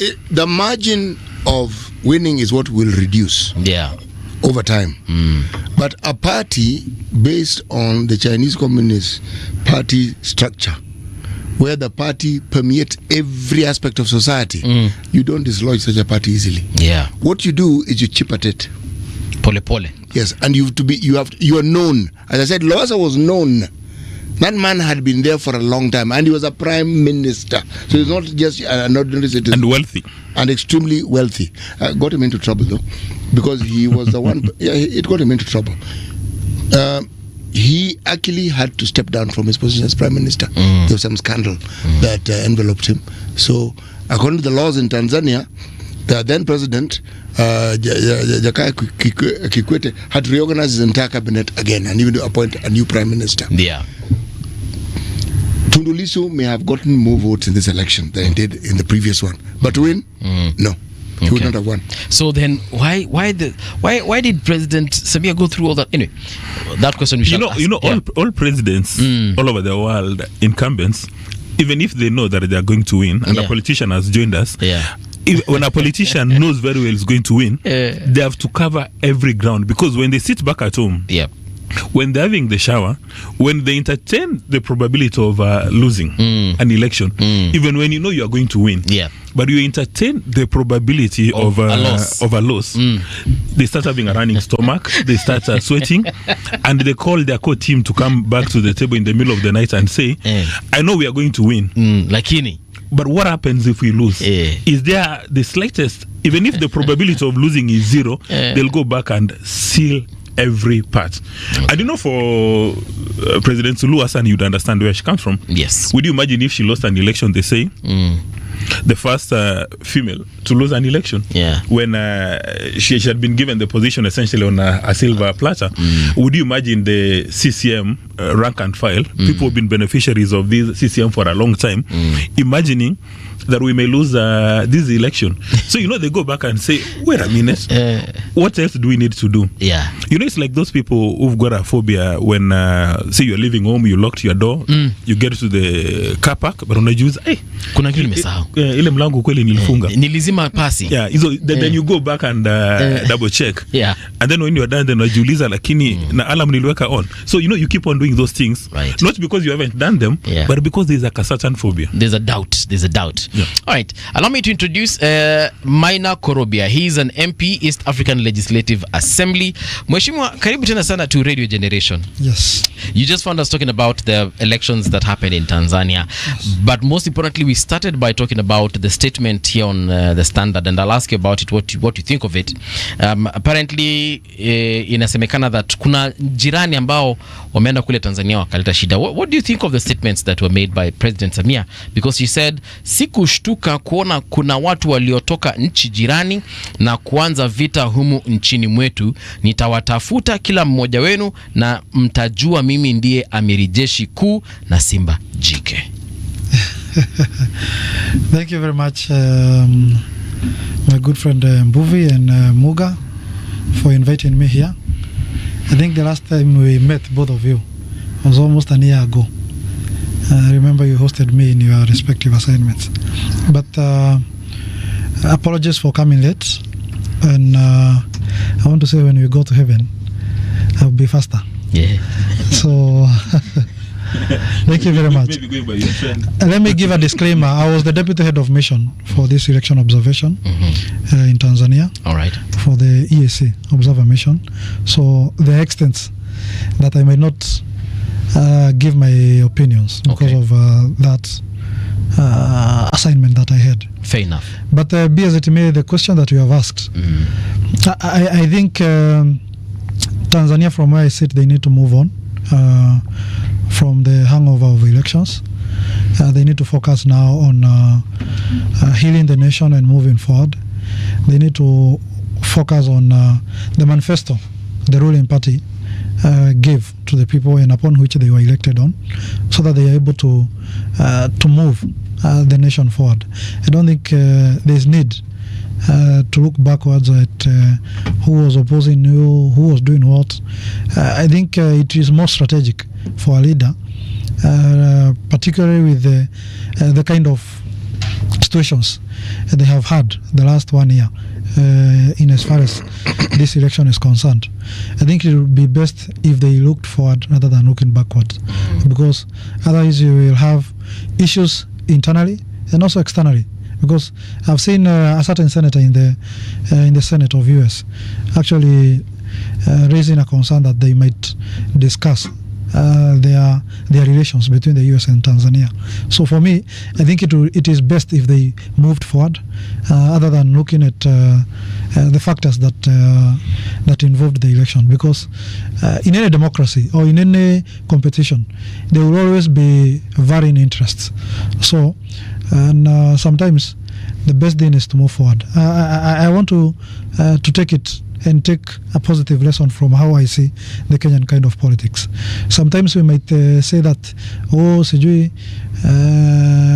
like the right honorable was doing a mistake to come and have a conversation or dialogues with the former presidents. But let me tell you, I think the Kenyan democracy is a very good example.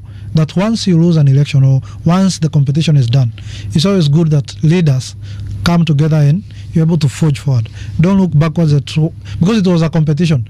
And in any case, all of you were competing to do the best for the country. You're not competing. None of you was competing to one do good and the other do bad.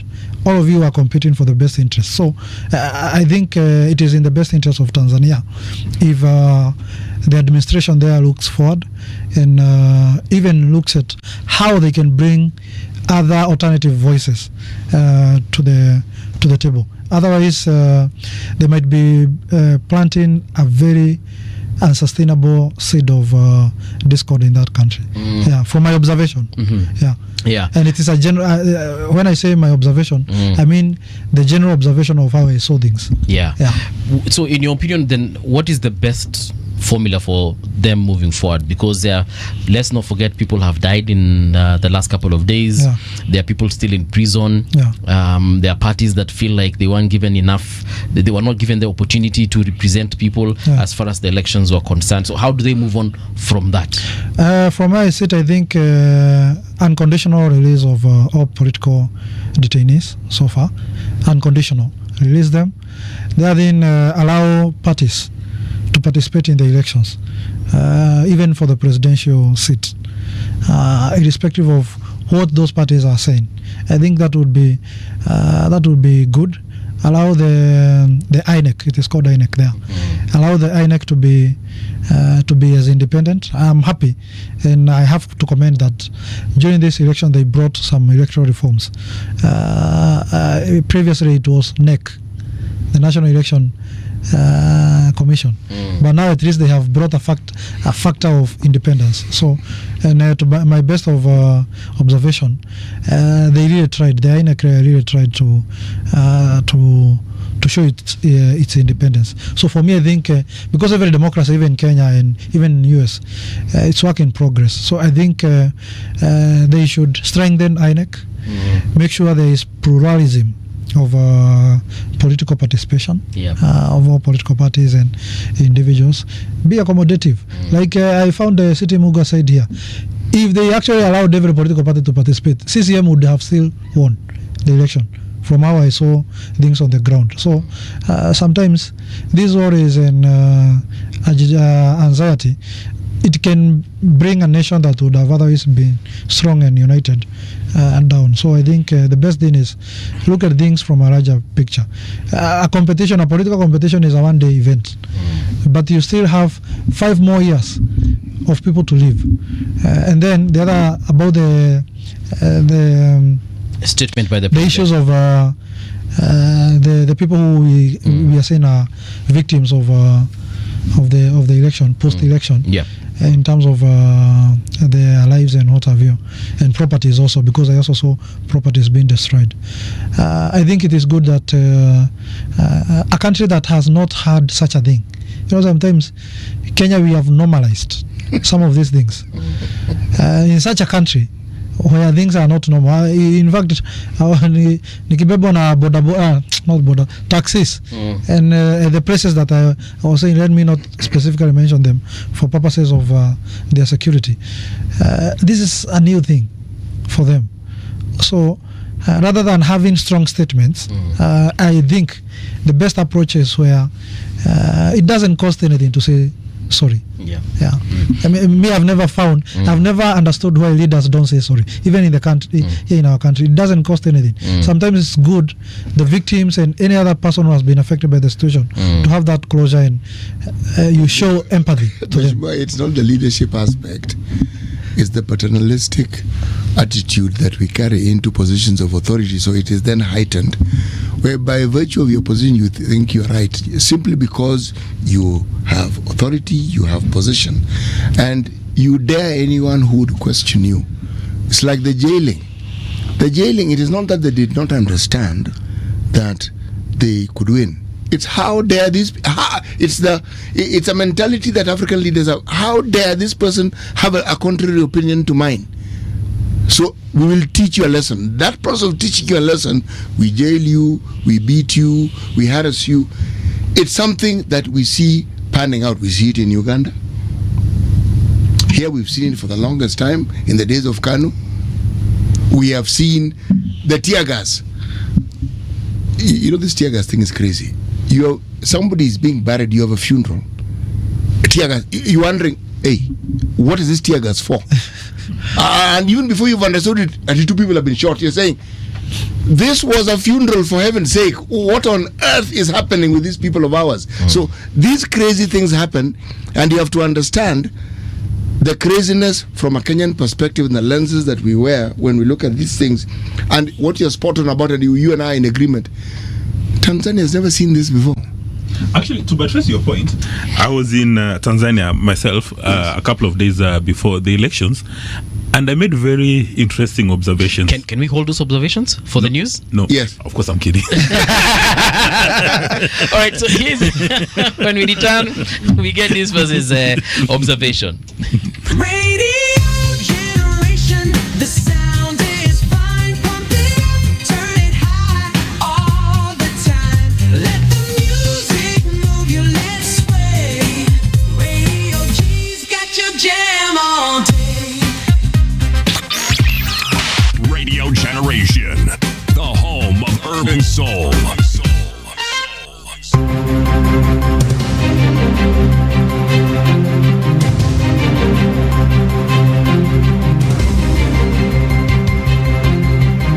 This is the Radio Generation News. Good morning, I'm Winnie Maganga. Kenya's rising public debt continues to tighten fiscal space, with new government figures showing the total loan stock has crossed the 12 trillion threshold, driven largely by more borrowing from domestic market as global credit conditions remain uncertain. National Treasury records indicate the country's total public debt reached 12.06 trillion in September 2025. Of this, 6.66 trillion was sourced locally, while 5.39 trillion came from external lenders, placing the debt level at 67.3% of the nation's gross domestic product. The National Public Health Institute has cautioned over likely increase in malaria, dengue fever, and cholera cases, citing erratic weather patterns and rising temperatures. Kenya says it will tap into the new Community of Practice for Climate and Health alongside 8 other African countries to bolster early warning systems, disease surveillance, and resilience against climate-related health risks. 34 people have so far been confirmed dead following landslides in Elgeyo-Marakwet County as the government steps up response and recovery efforts. Authorities say 4 people have been treated and discharged. 13 remain admitted at Moi Teaching and Referral Hospital, while 17 others are still missing. A high-level team led by Water CS Eric Muga and his environment counterpart Deborah Baraza toured the area on Tuesday, joining county officials in coordinating rescue and relief operations. Here are some of the affected families.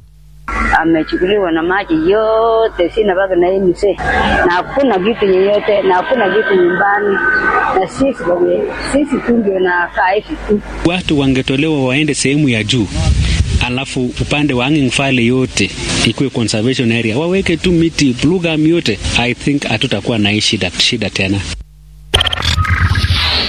Narok Senator Ledama Olekina warns that rising youth unemployment is pushing many young people into hacking and other unlawful ventures.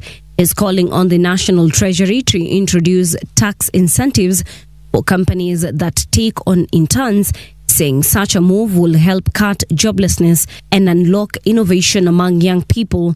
This comes weeks after 26-year-old university dropout was arrested for allegedly hacking and stealing 11.4 million Kenya shillings from a major betting company.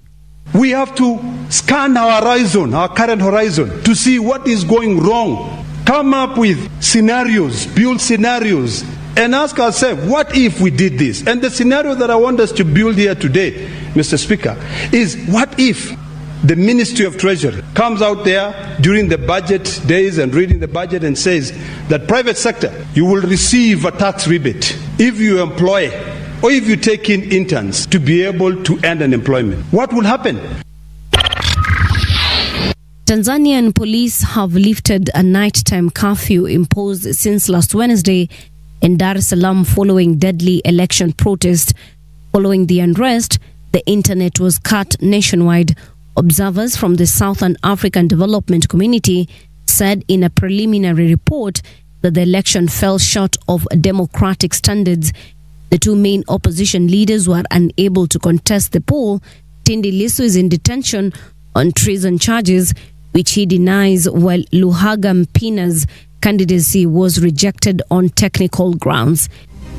And that's the truth on Radio Generation. Good morning. I'm Winnie Maganga.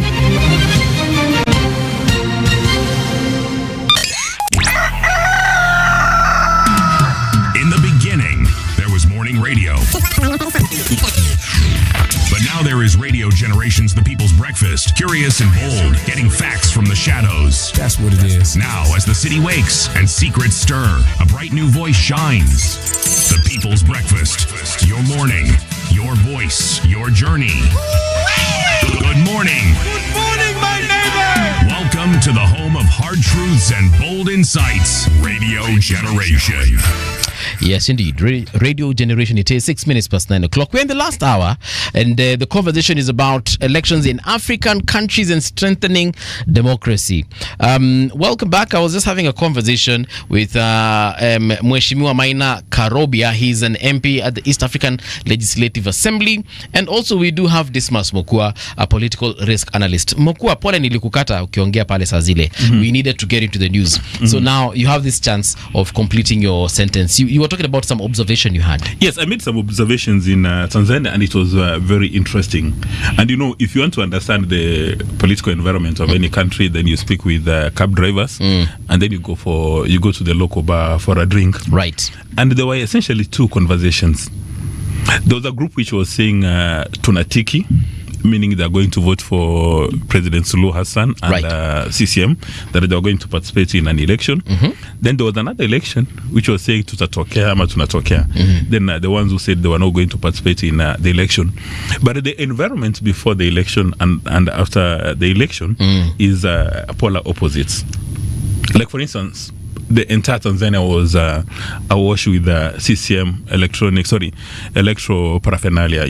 Posters all over, billboards all over, and some were just placed by the main road on your way to the airports. The major roads within Tanzania.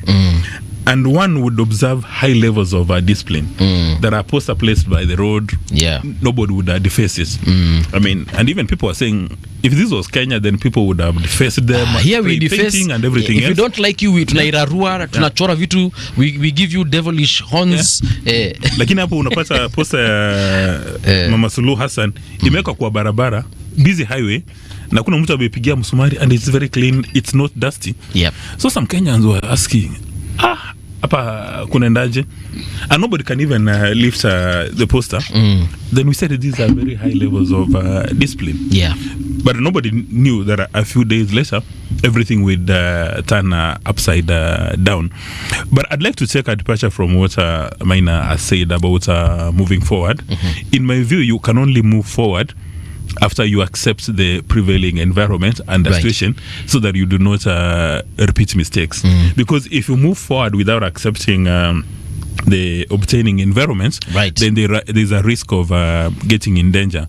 And one would assume that the TZ authorities, having gone through this electoral process with some bumps and some shocks, they will invite everybody to the table, citizens, partners and stakeholders, to assess what were the challenges with this election and what must they do to ensure that these challenges do not recur, that these challenges do not stain their reputation. Because for the longest time, Tanzania is known to be, cool waters, very, very calm.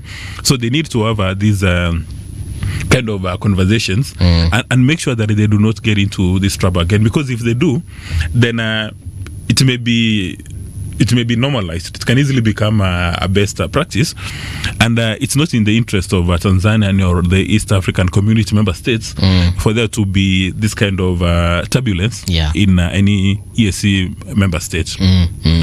But this is not the first time, Mheshimiwa, and this one I'll direct it to you.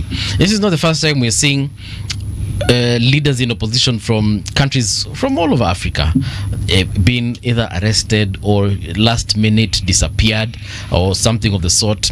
In the previous past, we've even had leaders who are assassinated because the incumbent probably feels that this person should not get to the very ballot. What do you think is plaguing the continent as far as our elections are concerned? Because many countries, after elections, kuna kwanga na shida. Hapa Kenya, we usually have petitions. In other countries, we usually have maandamanos. What do you think the issue is?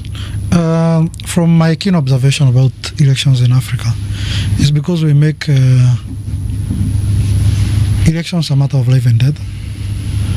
2, we have made the public service to be the only source of wealth creation in our socio-economic lives. If you go to what you'd call advanced countries, you'll find there are even companies that are more richer than the government itself. But you find here in Africa, the reason as to why politics is a cutthroat affair is because public service, that's the only place where you'll find individuals creating wealth, and it is what you would call illegal wealth. So that's why you find politics here is a matter of life and death. So if it means me getting these cities to jail Dismas, so be it. If it means Dismas winning this election is making sure Maina is unlived or is put into exile, so be it. So I think if we would open our countries to other spheres of economic, we open up the economic space where people now can compete fairly and compete fairly, actually, I think we would lessen the burden of our politics. But as far as my observation is concerned, the African democracies, we have our own thinking of democracy. Yeah. So it's a cutthroat affair, and that's why if competition of power would mean injuring your opponent or your political rival, people would go to those extent. So I think some of these lessons we need to lessen our investments in politics and put more emphasis on economic development, so that competition now can be there. I would be so happy if we are competing over developing a certain area or developing a certain sector within our country, rather than competing as a matter of life and death for a political seat. Why do we have that particular mindset? Why do we treat our politics as a matter of life and death? I think it's because we have not diversified our economies. What do you mean? I mean, you'll find if today somebody is elected to a position of leadership, particularly at the executive level, and City Muga, who is a local, is producing such cables or such for the microphone, such equipment for the microphone, and you're producing them for maybe say government or in the whole country, even in the private sector. And now me, I'm in the position of leadership. Now you come from China, or you come from another place, preferably outside Africa. You see, I'll put caveats. I'll make the provision of this material so difficult for City Muga, who is a local, because he has nothing to offer to me privately. And I'll make it easier for you, who will bring it, and you can give me something back. So we don't diversify our economy. So people will so much fight to now occupy that position of leadership so that they can get that kick those kickbacks. So I think if we made our economic systems free and fair, people to compete, I think it would lessen so much interest in into politics. If you go to China, you know, I took my Kenyan culture there to now start intrigue discussion around politics. Right. People are not interested in those discussions there. In fact, they might report you if you start those kind of discussions. So they are what is preoccupying their debates, their day-to-day lives, are economic issues or social issues. But here, you can barely have a conversation even with our own girlfriends. You can barely have a conversation of more than 30 minutes without mentioning a political topic. That's the kind of Moko, you look like you have an opinion on that. Yeah, and it's simply because for some reason Kenyans decide to celebrate politicians the way Maina has indicated. I mean, during the election of members, Kenyan members to Yala, the kind of lobbying which was taking place at the National Assembly was high octane. You would even wonder what is happening at Yala. I mean, if he confesses, the people were moving in. People were moving, political party leaders were taking decisions, and decisions were being cancelled. People were being told to step down, people were being told to step up. So, I mean, it was high octane. But the challenge we have with African presidents and African political leaders is their insatiable affinity for status quo. Like you recall when we were championing for the new 2010 constitution, everybody said, we must go and we must have a new constitution. That this constitution we have is a bad document and we need to change. But as soon as Moi left, it's the late Honorable John Mishuki who said, wait a minute, we were just saying all this so that Moi leaves. This is actually a good document. And you recall that President Kibaki ran Kenya with the old constitution very well. So it's simply because majority of politicians want to engage in state capture. When they don't have power, they'll say every document coming out of State House today is a horrible thing. Whatever President Ruto says today, the opposition will dismiss it, not because of its merits, but because of their personality. But as soon as they assume office, then it becomes an entirely different ballgame. That is why you talk about state capture. You go to South Africa, and the decisions said to have been made by President Zuma, they did not reflect the interests or aspirations of the populace, but rather they reflected the interests and aspirations of some elite. It's some sort of elite decision making that we are going to use power as a factor of production. That is why we are told that the richest guys in Kenya, or wealthy guys, all of them are either in the public sector or they are connected to the public sector. That is where all the millionaires or billionaires are domiciled. And as we've said times above number, today you have a gentleman or a lady who cannot afford a cup of tea at a 5-star hotel. Today, 3 weeks or 3 months or 3 years after assuming office, they'll buy a 5-star hotel, and they've not harnessed the factors of production. So how did this happen? That is number one. Number two, there are a number of African leaders who have assumed office through, popular elections, or maybe they were guerrillas. But as soon as they get into office, they step on many toes, and there's a phobia that if I leave office, what is going to happen with me? That if I do 2 terms. So most of them do not have the energy like of the Tanzanian president, the late Mwalimu Julius Nyerere, that have been the head of state, have taken some decisions which have not necessarily been a success. Can I move so that another person takes over? That was rare for President Nyerere to accept that I've taken some decisions which may not sit very well with the entire nation. So let me step aside and allow somebody else to come in. And that's how you get President Mwinyi coming in. And then they start reversing some of the policy decisions that he's taken. But now, majority of African presidents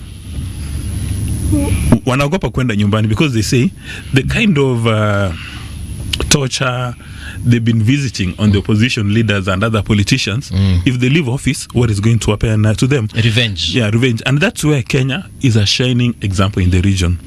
That after President Kenyatta, after President Moi getting the new constitution, and you've been told that it's going to be 10 years. Yeah. Please do your 2 terms of 10 years and take a break. Nobody's going to place you behind bars. And it's the same situation obtaining in Tanzania today. You've got Jakaya Kikwete. In fact, Tanzania scores an A. Now they treat their retired leaders. Right. At every function, the former presidents, former prime ministers, former vice presidents, whether it's in mainland Tanzania or Zanzibar, they're treated with very high levels of respect, and they're recognized. And then I think also African leaders must now develop this appetite of knowing that the fact that you've won an election, whether as an MCA or as a president, does not make you Albert Einstein, does not make you the sharpest tool in the shade, that in your absence, the nation is going to collapse. You remember at some stage, people are saying that, wait a minute, President Moi should be around for much longer. Because what happens if he leaves State House? The nation is going to collapse. But people said, no, Kenya is a going concern. President Moi left, Kibaki took over, Kibaki left, Kenyatta took over, Kenyatta left, Ruto is in charge, Ruto is going to leave, another person is going to take over, and the nation will keep on going. So leaders must realize that the fact that you've won an election, that you've convinced people to vote for you, does not necessarily mean that now you are the sharpest tool, you are Albert Einstein, and in your absence, the nation is going to collapse. I mean, it's Barack Obama who told us that you could be the sharpest, but there's somebody sharper than you. There's another person who is going to take over from where you've left. Even Omolo Kijana said that I think a good idea, a good idea can even get better. So it's important for people to realize that. And then finally, it's about our party democracies. We are with the unfortunate situation in Kenya that political parties are really special purpose vehicles created by powerful politicians, and which tends to be the case across African continents. And because these people, they own these assets, it's their special purpose vehicle. There is nobody who will stand up to challenge them. And that is why the political parties, while they're losing their popularity, like ANC is very strong, they've got a structured way of identifying their party leader. Yeah. And it's cast in iron that this is how it's going to happen. Even for CCM, it's cast in iron. That is how it's going to happen. How one wishes that President Moi left KANU, a very solid party, that today we would actually be discussing KANU alongside ANC and alongside CCM, so that you have that internal party democracy. And in my view, that is what is missing in most parts of Africa. But this was, if you look at someone like the late President Moi, and the period in which he cut his teeth in politics in Lejiko, what pertained then, and then if you look at leaders of his ilk within the continent, that man was way ahead of his time. When other leaders were threatening to die on the job, he was saying, okay, let air get into it. Let multipartism come in. You want to try this? Let's. And the culmination of this is his 2 terms ended and he left. It was good. You see, what pertains to the culture we have, and it's not just in politics, it's in our daily lives and in our development, maintenance and follow through. Kenyatta left KANU. Moi actually improved on KANU because it brought very many other people in. The next lot of people were now supposed to make sure that this party was something else. They did not. Okay? We are now looking at ODM and we wonder how it's going to work without Raila. It's going to be interesting to observe. But look at what it is that we do with institutions that have existed and served well, and how we neglect them because other interests come in, and it's only later we say, oh my goodness, we shouldn't have let this one go. Because look at institutions like ICDC, KIE, Agricultural Development Corporation, Agricultural Finance Corporation. These are institutions that were set up specifically to help us grow the nation. And they did begin that process. Especially ICDC. Yes. But then, what then did we see? The element of continuity that was supposed to happen, somehow they just neglected. Other people came and cannibalized it and did all sorts of strange things. Things that we had begun and which set us on this path that we keep talking about. And Mheshimiwa, I think when you talk about how it is, we seem to think that the place where one can actually acquire wealth is in government. Blame aside, are we saying that even as we observe from our own citizenry and their business acumen and their capacity to work, that it has never been understood that if you grow the wealth of the country, then everybody gets wealthy? That if the wealth of the country is great, then even those who are wealthy will be wealthier. Has it never hit us? Because we seem to understand that you get wealthy by taking from the source. So essentially you're saying is you want to kill it. Before Mena comes in, I remember very well because I saw the event live. When everybody within KANU had told President Moi, Section 2A, Pana, we are not going to amend it. Pana. These are foreigners, adui wa maendeleo, who want to cause political instability how old were in you Kenya. then, Dismas? I don't want to disclose my age because my documents are not very elaborate. And I'm kidding. So, President Moi walks in.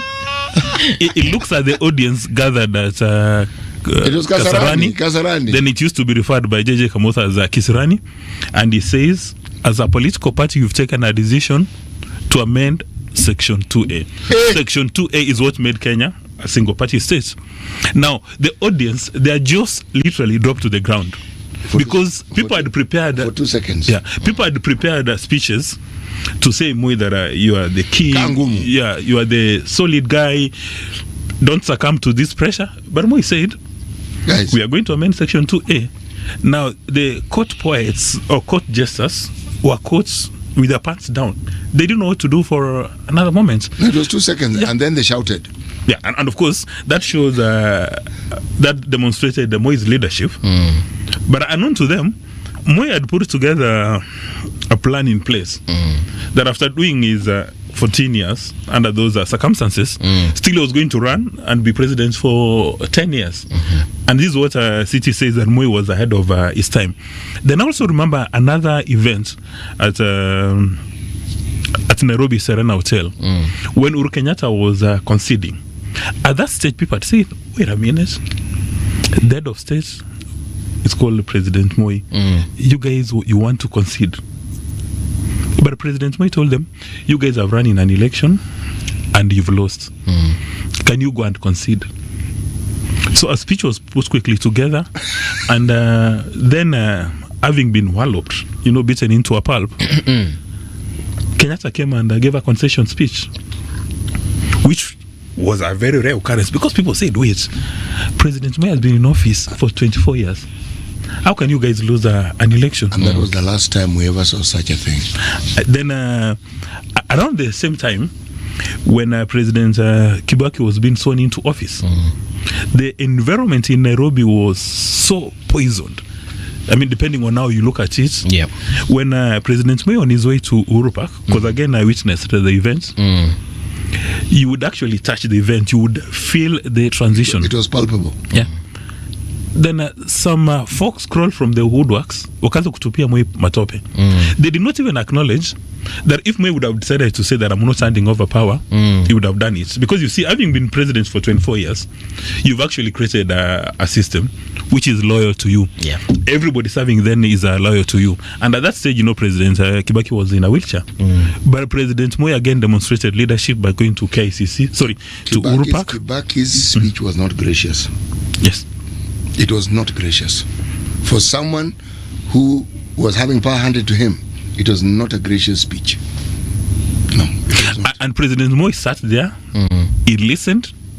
You would not even read his body language that he's furious, but he just sat there. After President Kibaki assumed office, he went back to State House, and when he was getting into one of those choppers, now some public servants of rank, if you can remember, and you can Google this footage, including Sani Kosgei, then head of the civil service, were literally crying. I mean, they did not understand. Wait a minute. This State House has been our home for 24 years. They knew every corner. Yeah, and now the president is leaving. But again, credit to our military, the way he took off from State House Nairobi, and when he landed at his residence, the military gave him his honors, and people said, this is the kind of transition we need. And I think after now, Moi setting that example, other presidents became comfortable. Because, when President Kibaki took office, people were doing press-ups, waiting for Kibaki to give President Moi a beating. People were having energy drinks, wanaulizana, hey, hiki tutakuwa lini?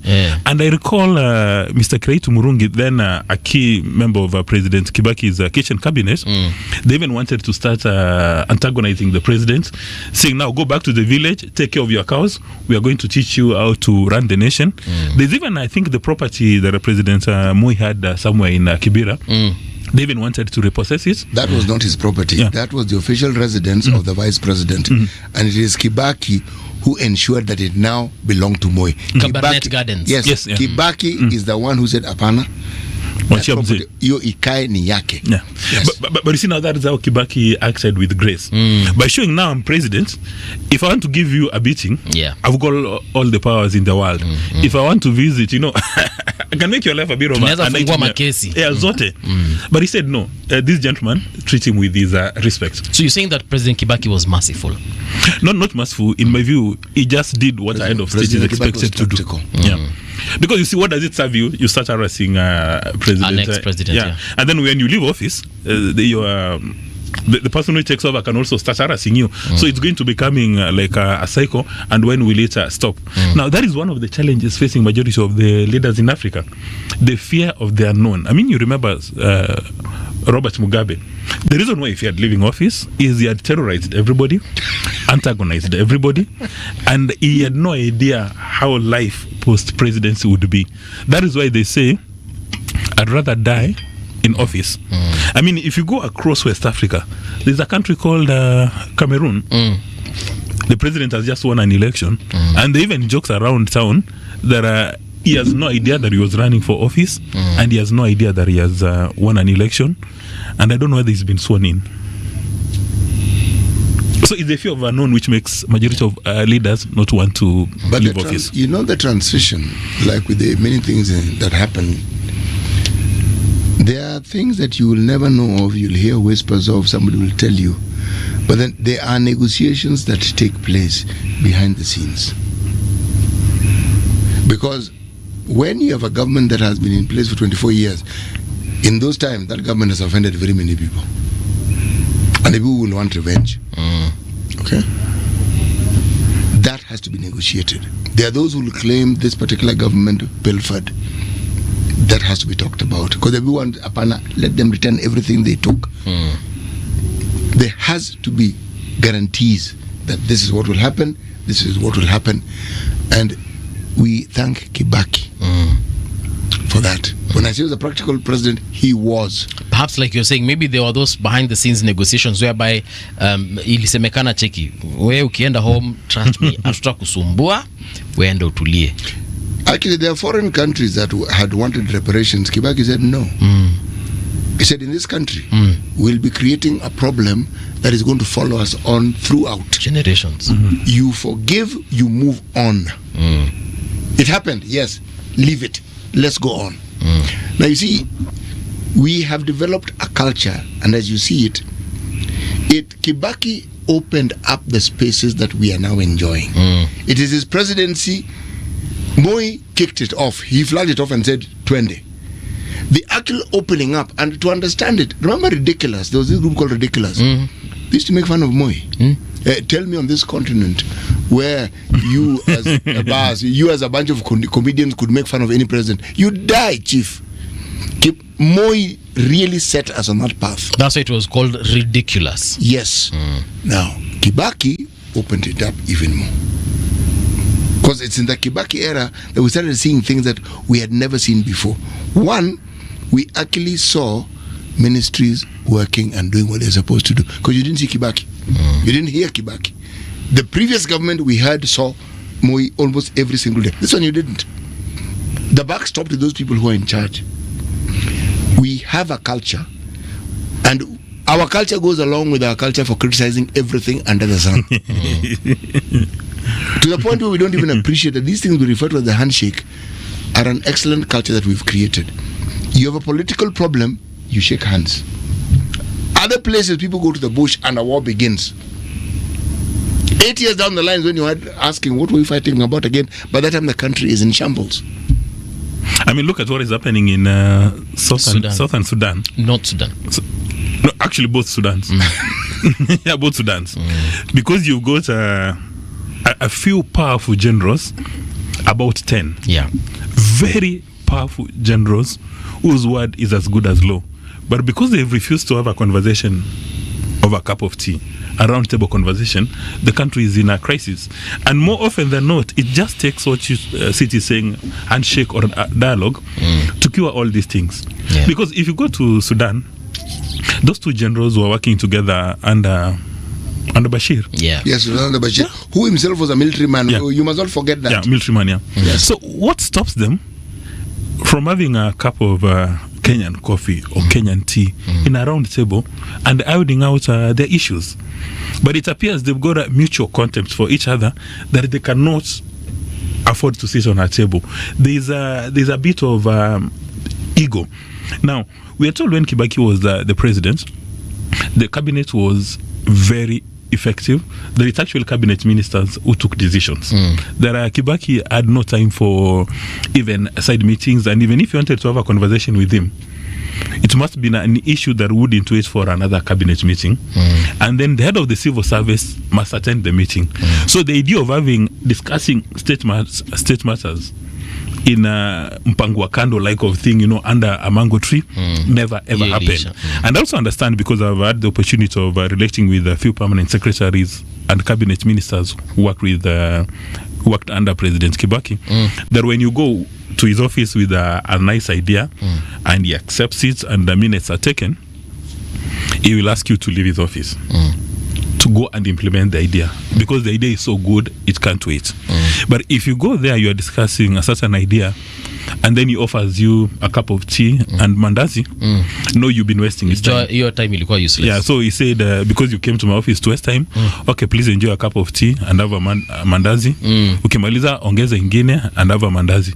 So people actually learn that if you go to State House, your meeting lasts for 2 minutes and the president tells you leave, you've excited him, that is a very good idea. But if he's offered you a cup of tea and mandazi, then prepare to be fired.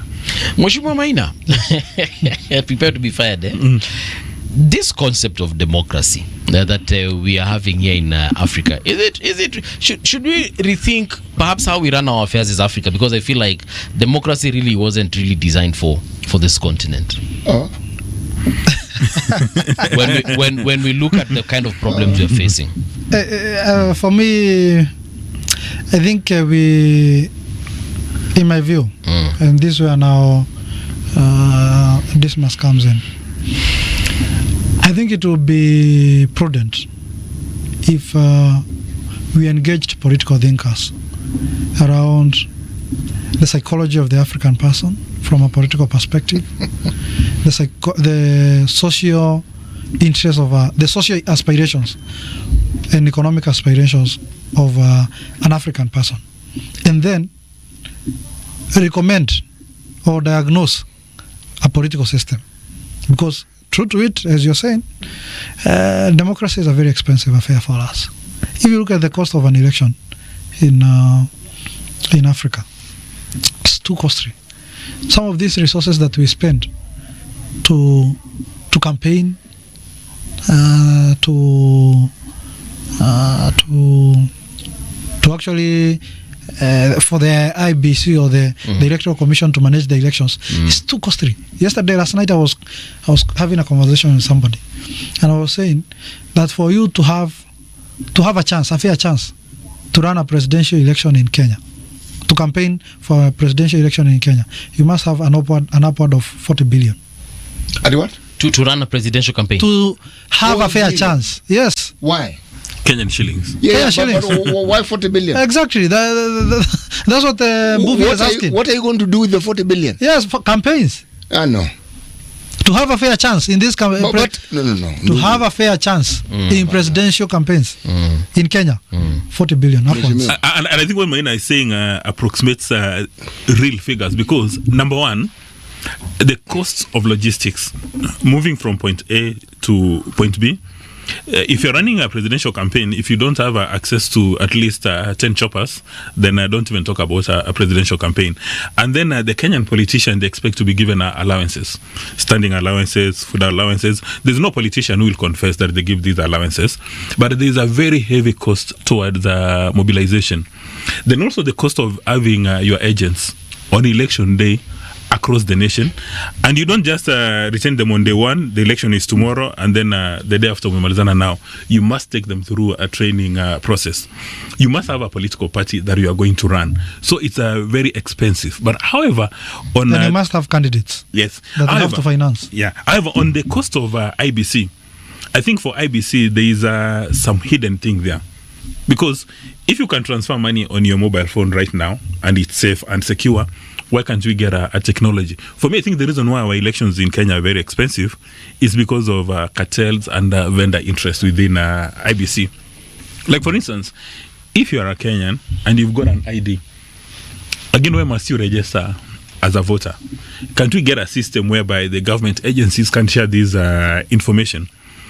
If you've got a mobile money app in Kenya, why can't you create a system where you can vote online? So part of the reason why IBC is very expensive is because of trust, the trust issues.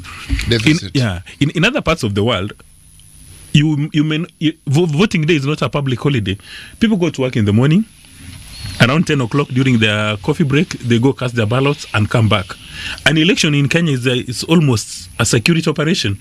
You have KWS, you have Kenya Prison, you have Kenya Forest Service. Everybody is there because of these trust things. And as men had indicated, if you run for an election and you lose, depending who has won, then you're going to be in the cold for the next 10 years. That is why you hear people saying, including ODM and others, 2027, tutakuwa ndani ya serikali ama will be part of the coalition. Because they know when you are part of the administration, then you can use power as a factor of production. In other parts of the world, like in the UK, if you're in the opposition, you are as good because you've got opportunities to influence policy making. But in Kenya, if you are not there, then it becomes a crisis. So even without looking at the psychology of the voter, it's people who have assumed political office who start crafting a message like the one you are talking about, that we need to review whether or not democracy works in Africa. Every human being, when you get to the age of 16 or 18, depending on the jurisdiction, you've got a capacity to take a decision.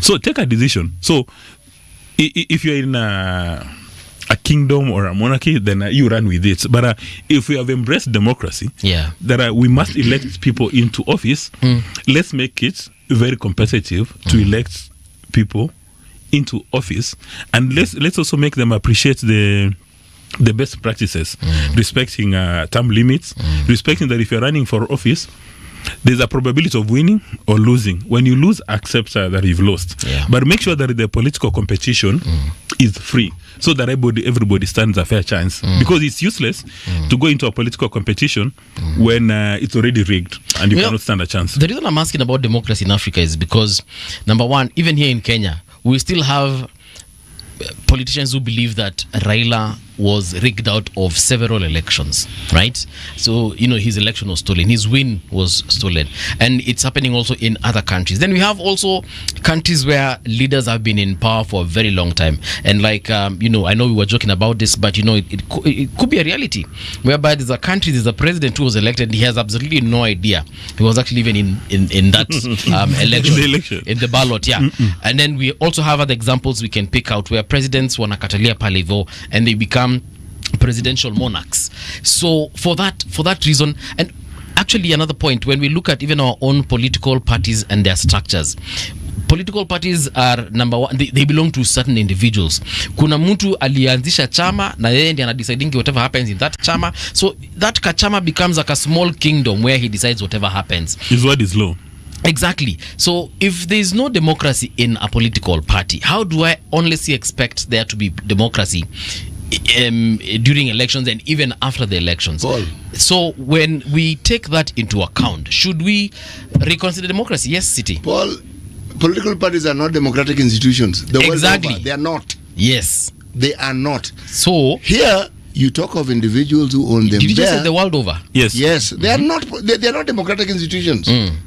They are owned. That structure that you see there, iko na wenyewe. Let me put it in Kiswahili. But there's a structure. But even the ours have structures. But you see, let's take the American one, for example. No, don't even go there. Look at the Democrats. Biden had won. Biden was the presidential candidate. But at some stage, a lady by the name Nancy Pelosi, former speaker, said, I don't like the way you handled that debate. We need to reconsider your position. There was a pressure. And before you would say movie, Kamala Harris was the running. Or is it Kamala? She was the candidate. So were members consulted? It's Biden who took a decision that I'm stepping out, and this is going to be my successor. And even so, understand within that party, it's an animal farm. They've got delegates, and then they've got super delegates. Yeah. If you look at the American system, the way they elect, you can go and elect whoever you want. Then they have this collegiate system that will decide. Yes, it's like a pre-rigged election. You go and vote. You've got a popular vote. They have the popular vote, and then they have the college votes. Like the Bush one in 2000. Yes, and Goal. Yes. What I'm trying to tell you, but even the Trump one. No, Trump versus Mrs. Clinton. Yes. What I'm trying to say is, remember, the people who wrote this constitution were rich farmers who owned slaves. Please don't ever forget that one. Please don't ever forget that. And those freedoms we were talking about were not freedoms for black people. For slaves? No, it wasn't. They had a problem with England, who had exercised authority over them, and a king in England who was far away exercising authority. Please understand that. So when you talk about democracy, all these amendments that the American Constitution has had was because the purpose for which that Constitution served at the time it was enacted, with them they realized, we need to amend these things to make it what? Relevant. Okay? We have a path that we are following with our democracy. Would you say, for instance, the Japanese have a democracy? They do. Would you say the South Koreans have a democracy? They do. Would you say the Pakistanis have a democracy? They do. Would you say the Indians have a democracy? They do. They are very different from the American, the Canadian, and the British democracies, but they're democracies. Yeah, and one would actually come to the conclusion that parliamentary democracies tend to be more democratic than presidential democracies. And you remember even Kenya was supposed to be a parliamentary democracy, but again some powerful leaders, I think they were in Kilifi or in Naivasha, they decided let's go into a presidential way. Yeah. Yes. And that's why I recommended an objective and scientific study of the socio-psychology of the African voter. You know, I agree with you. So that you recommend when you're building a political system, you are building it on what you have founded. And I like what Siti Muga said. The kind of democracy that is in the US has been founded on certain financial interests or economic systems, like the ones of slave trade, and they have transitioned now to international finance banking, all those things. So they have founded their own unique democracy. Yeah. So we, even as Africans, we need our own unique. We need our own. It is called democracy. The general word is democracy, but we have our own unique way of producing leaders, so that we can have a system that produces leaders that fit within our socio-economic interests and aspirations. And politics will not be a matter of life and death. We will not spend a lot of money on these elections. What Dismas is saying about, and I was really pushing for that even before the elections of 2022. I've never understood why somebody who pays tax has to reconfirm himself or herself to exercise his political rights in terms of elected. Do you know how they have to confirm or deconfirm themselves? By registering as a voter. If we are talking of what you call a whole of government approach, because that is the approach, particularly the current administration is talking about, a whole of government approach. If we are talking of a whole of government approach, IEBC is a government institution. Kenya Bureau of Statistics is a government institution. The immigration guys are government institutions. Why can't all these institutions come together, ask, like for when they were doing the census, ask who are these people who you counted as above 18? Who are these people as immigration or other people you have issued IDs to? Share this data to IEBC. Those people register. Let those people vote, rather than exercising, putting a lot of money, like right now. Even as politicians are having difficulties, you go somewhere, like yesterday I was meeting some young people. I'm being told, please Mheshimiwa, facilitate us to go and register for as voters. And even this voting or this registration is at the constituency office, not at the grassroots. So somebody, if you want to register yourself as a voter, here is this is Dagoretti North, and the constituency office is in Kawangware. Sasa lazima utafute ofisi nini fair ya kwenda Kawangware. They will not go. And that is a politician who will give you fair. Yeah. If we can register *147#, and you register SHA and you go to hospital and you're treated, why can't I also, using what Mheshimiwa is saying here? Early in the morning, what did I tell you about IBC? I told him very early in the morning, I don't want this discussion, I don't want to hear it, because they're telling us things, they are engaging in prophecies, okay? Or people will register large numbers. I said, what they need to be telling us is how they brought the registration closer to the people. Yes. That's the conversation I should be hearing. Anything else, I'm actually not interested in hearing. Bring it on your mobile phone. And something else also to buttress what Maina has said about this African voter. I also think it's time for I think they're referred to as the middle class in Kenya, or the professionals, to develop deliberate interest in party primaries.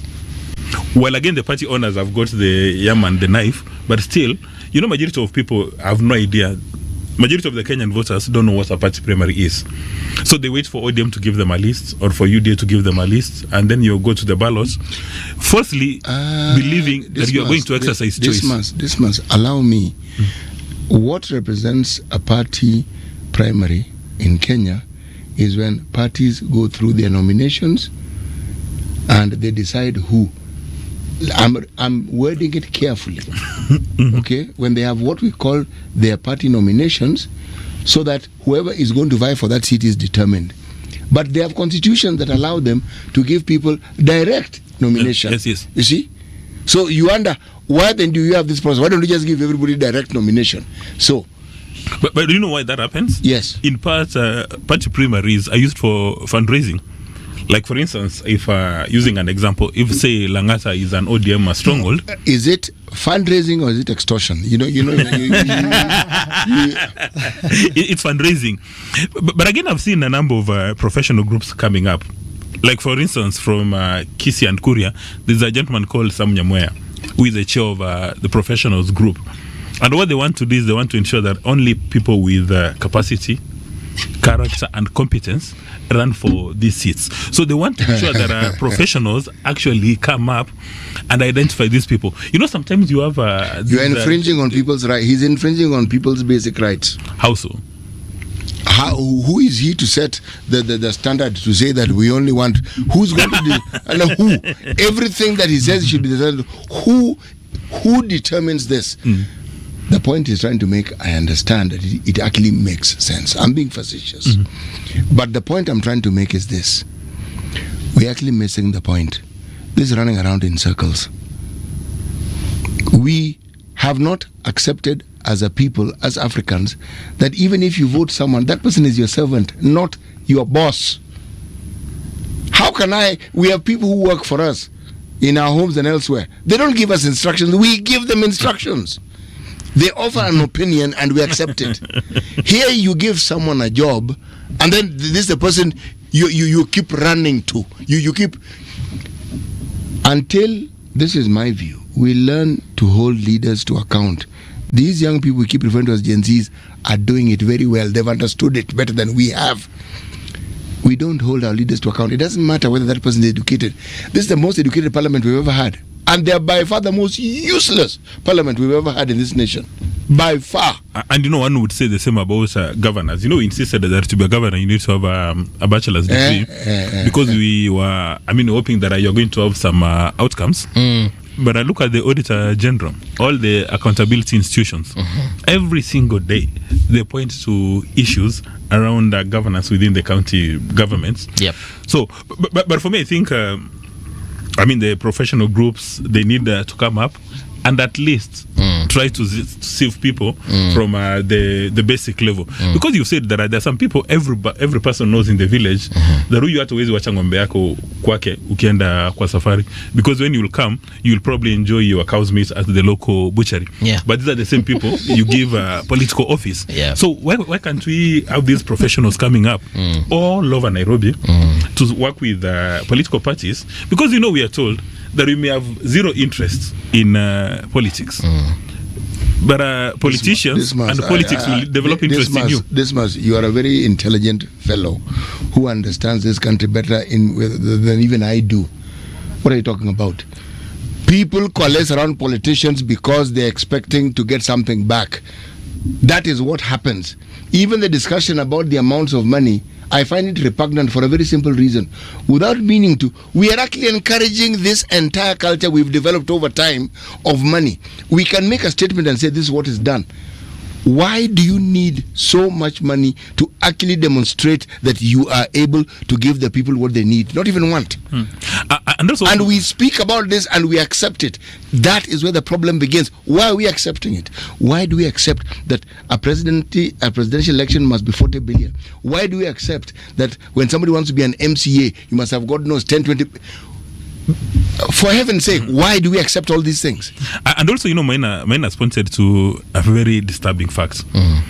right now during voter registration, people who want to run for offices are actually the ones who mobilize folks to go and register in particular electoral areas. So you want to run in constituency A, but in fact you get people from constituency B to come and register in constituency A. And in the process you have to give them a number of allowances. And then also on the voting day you also have to go and transport them so that they can go and wachukulie pikipiki tuk kwenda kupigia kura. Now, doing all that kind of mobilization is a cost.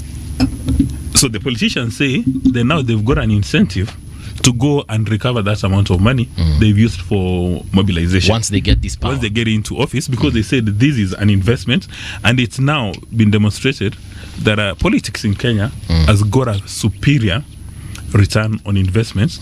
That is why some of the sharpest people in Kenya are politicians. Yeah, sometimes it gives you even up to 1,000,000% return on investment. Yeah, because suddenly you got in there, you were nothing, suddenly 2 years into office, you're a billionaire. Paul, don't you see this as a problem? I mean, we are discussing it as though this is a norm we should continue accepting. No, we shouldn't. And this is the bane of our existence. It shouldn't. We shouldn't accept it. Because somebody is well-meaning, they get into parliament, but he looks around, I mean, he's the only person who seems to have this view. Yeah. Now, he may not engage in whatever these people are engaging in, but he is already stifled and can barely move. You recall a gentleman called Mutava Musimi, Reverend Mutava Musimi, when he was the Secretary General of NCCK. He was a very solid person, participated in the constitutional reform process. And when he went to the National Assembly, people said, wow, this is the kind of leadership that we need. But understand, you've got all these bright ideas. When you land at the National Assembly, or even Iala, you discover that the National Assembly ikona wenyewe who are not members of the National Assembly. You land at the Senate, you discover the Senate ikona wenyewe who are not senators, and you immediately get into that system, and before you can say your second name, it's election time, and you need resources for your campaign. Yeah. Mheshimiwa, have the last word on this one. That democracy you spoke of, unaona ikikaa namna gani? In terms of my observation, and for me, in terms of Kenyan democracy, and I will build from where Mokua is saying, and I think what Mokua is saying is something that I have been saying all over in these stations, and I always even discuss in private. Kenyan leaders are not decided in August of any election here. They are decided on the nomination of the political parties. Yeah. And that's why, like right now, I don't know whether you have followed, in the major discussion, political discussion in my region, that is Mount Kenya region, is the kind of quality of leaders that we send in the... Rigija said all of you must be lawyers. In the National Assembly and in the Senate. We leave, and sorry to say so, we leave the party nomination to people who don't go, or to people who maybe who are jobless, or people who are not doing something on their in their lives, to decide who becomes the MP candidate, the governor candidate, Senator, the Senate candidate, women rep, MCA. The MCA. For us to choose now, to now confirm that person in August. Why? What am I trying to say? The political parties in Kenya, they always set up their party nominations on a weekday. Saa zile mimi na wewe tuko kazini. Wakati mimi na wewe tuko kazini. When we are having this show, ama wakati uko kazini, that's when they are setting up the party nominations. So, who now do you expect to go and turn up and vote? Okay. You have a point, Mheshimiwa. The person who turns up to vote during the nomination is somebody who can easily be influenced by a packet of unga. Yes. So, if and that's why you are finding there are people like right now. I was telling somebody yesterday, me don't expect me to be subjected to a party nomination anywhere. I will not. Umekataa. Hiyo nimekataa. Let me be subjected to the election. To the election where everyone, the poor, the rich, the middle class will come and vote. But if you subject me to an electoral process that the people who are going to vote can be influenced with the 200 shillings, my friend, I will not be subjected to that kind of nonsense. Right. So, and that is the kind of discussion, and we need to speak to our democracy. and we need to speak to the people who are what City Munga is saying, the owners of these political parties. Do your nominations on a weekend where we have a chance of the middle class standing up, but don't subject leaders or political aspirants to an exercise where you know people who have been exposed in terms of education, in terms of life, business, cannot have a fair chance to go and elect. All right. Yeah.